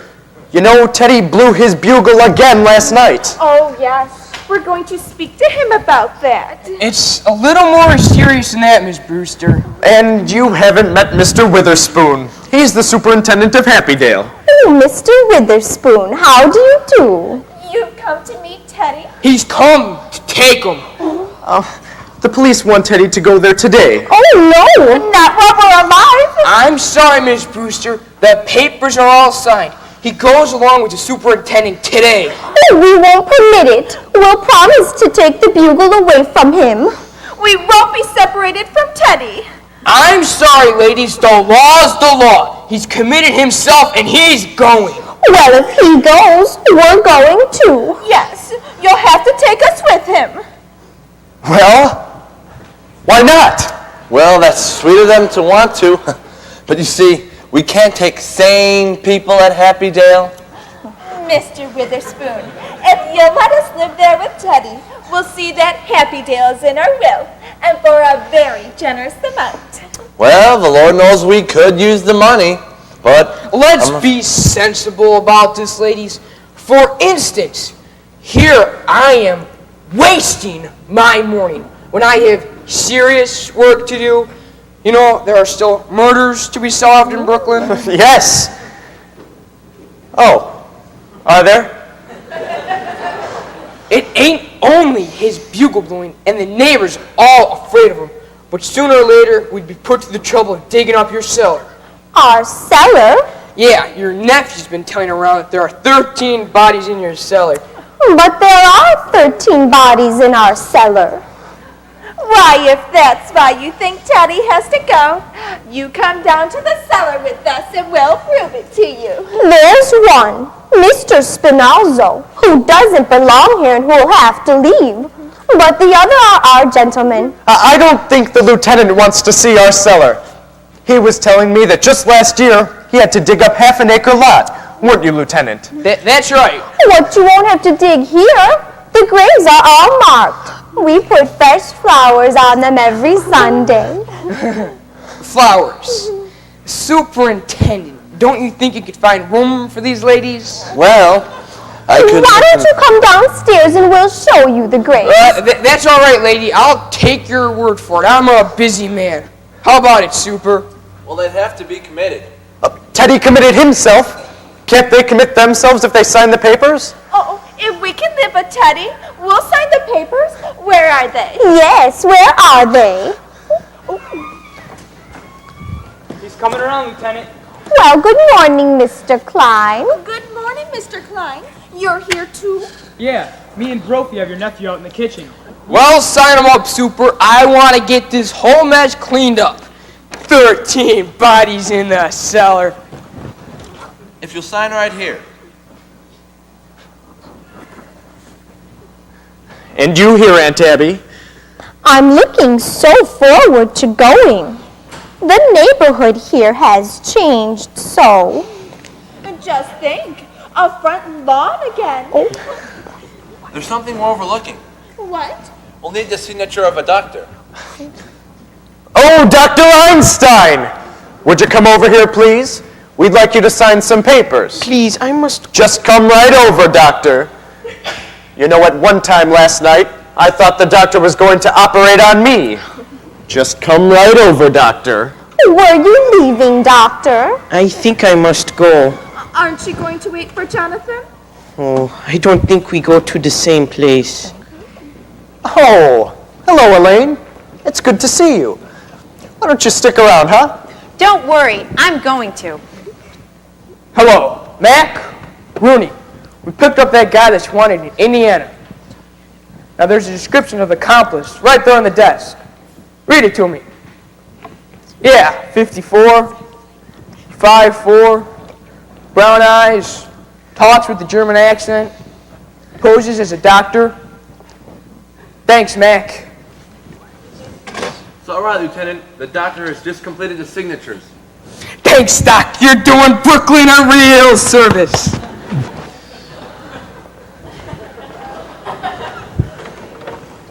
Now, Mr. Brewster, you sign here as next of kin. Yes, of course.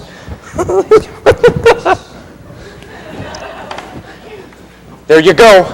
Everything's complete. Is it all legal? Oh, yes. There you go, aunties. Now you're finally safe. When do you think you'll be ready to start? Why don't you go upstairs and tell Teddy what he can take along? Upstairs?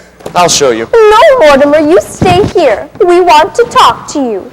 Yes, Mr. Witherspoon, it's just up the stairs and turn to the left.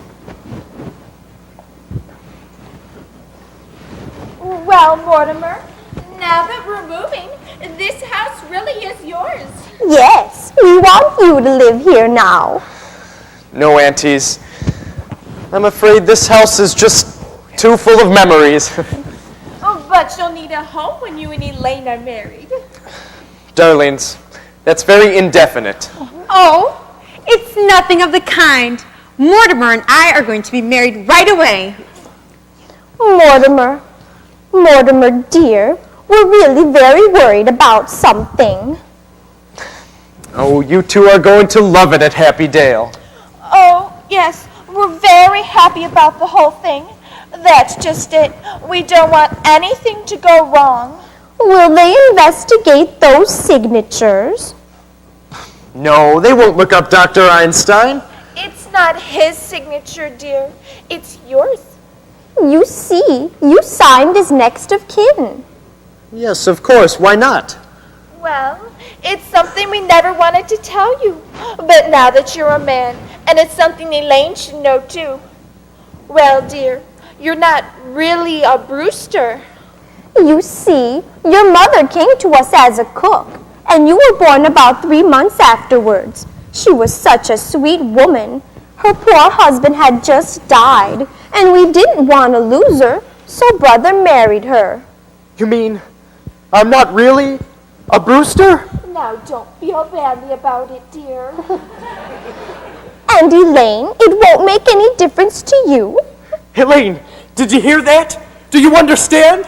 I'm not really a Brewster. Well, I've got to get breakfast started. Mortimer's coming over to my house. Father's gone to Philadelphia, and Mortimer and I are going to have breakfast together. I need some coffee. I've had quite a night. Well, in that case, I should think you'd want to get to bed. I do. Oh. One moment, Mr. Witherfork. That spoon. Okay, Mr. Witherfork, take this with you. We won't need the wagon, more cars out front. Are you leaving now, Jonathan? Yeah, there's some people in Indiana that want to take care of him for the rest of his life. Come on. Well, it's nice to know you have some place to go, Jonathan. We're leaving too. Yes, we're going to Happy Dale. Then this house is seeing the last of the Brewsters. Oh, unless Mortimer wants to live here. I have a suggestion to make. Why don't you turn this property over to the church? Well, we never thought of that. After all, it should be a part of the cemetery. Come on, get going. I'm a busy man. Goodbye, aunties. Well, I can't better my record now, but neither can you. At least I have that satisfaction. The score stands even. 12 to 12. Ma- Red-Nose was a mean boy. Never could he stand to see anyone get ahead of him. I wish we could show him he isn't so smart. Oh, Martha. Mr. Witherspoon, does your family live with you at Happy Dale? I have no family. Oh. Well, I suppose you consider everyone at Happy Dale part of your family? I'm afraid you don't quite understand. As head of the institution, I have to keep quite aloof. Oh, that must make it very lonely for you. It does, but my duty is my duty. Well, Martha, if Mr. Witherspoon won't join us for breakfast, I should think we should at least offer him a glass of our elderberry wine. Elderberry wine? Oh, we make it ourselves. Why, yes. Of course, at Happy Dale, our relationship will be more formal. But here, you don't see much elderberry wine nowadays. I thought I had had my last glass of it. Oh, no. No, here it is.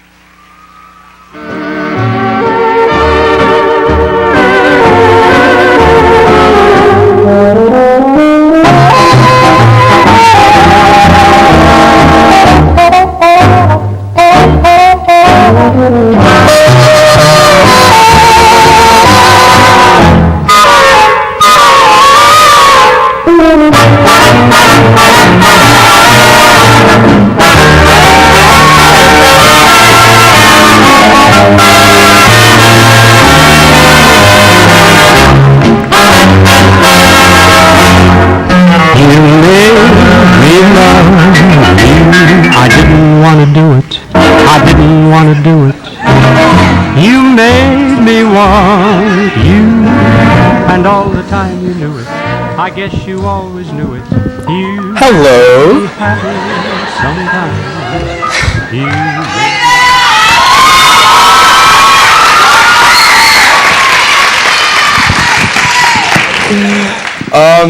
First of all, on behalf of myself and the rest of the cast of Arsenic and Old Lace, we appreciate all of you coming out here. This really means a lot to us, especially us seniors who, for us, it's the last fall play here at Nazareth.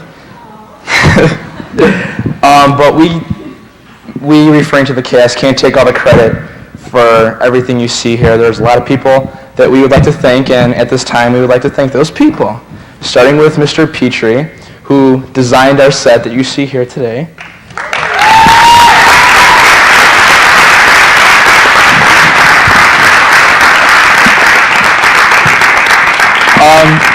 This is the first time at Nazareth that we have had 3 walls and this is quite amazing considering I've never seen anything this incredible before. So, Mr. Petrie, if you're out there, please come down and take this from me.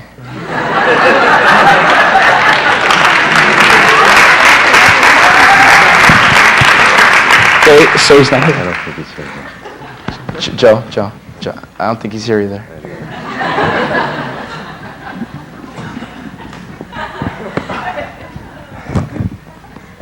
And next we have Mr. Gurney, who is responsible.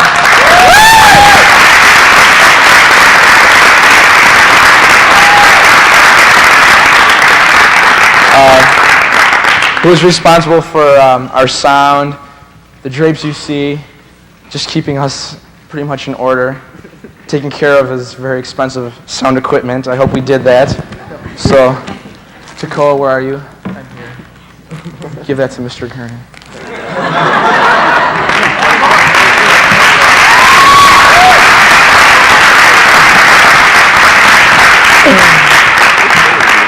And then next we have Mrs. Rodriguez. Mrs. Rodriguez has been with us for a long time. She's been here ever since I started doing theater. She's responsible for keeping our costumes in one piece. She had a daughter who won here a few years ago. She graduated, but she consistently comes back here year after year, and we really appreciate her coming. And without her, well, we'd probably be walking around naked. So, Mrs. Rodriguez, you can come down and pick up your gift.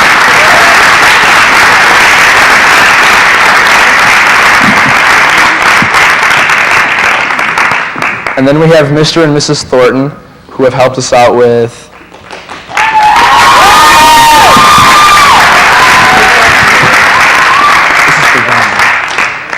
There you go, John. Take that. Mr. and Mrs. Thornton have helped us get our set together pretty much from when it was nothing until what you see now. We really appreciate your help. You're a regular comedian, Mr. Thornton. And we look forward to seeing you at the spring musical.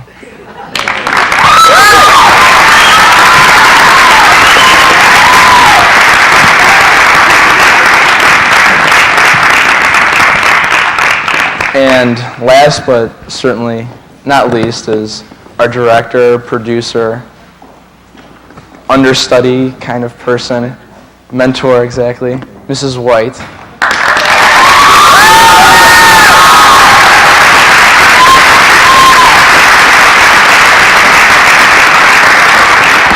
Come on up.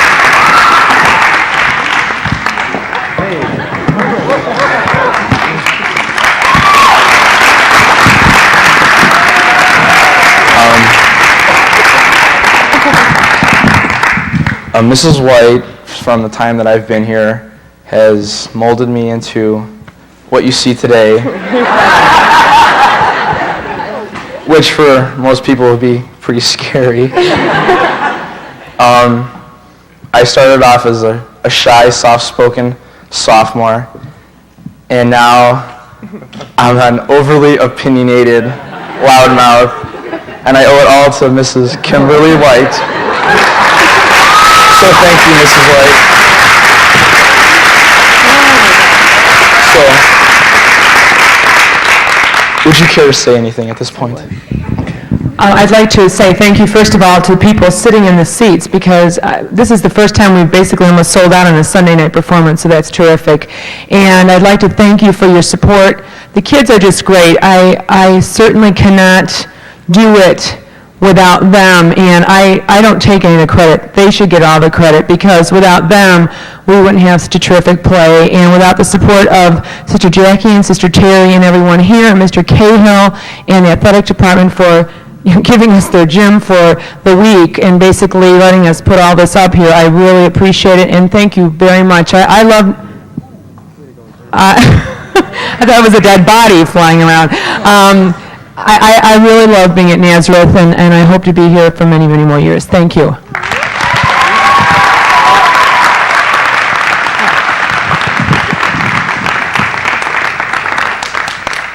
Mrs. Thornton, please come to the front stage. Mrs. Thornton, you forgot your gift. Oh, there you are. All right.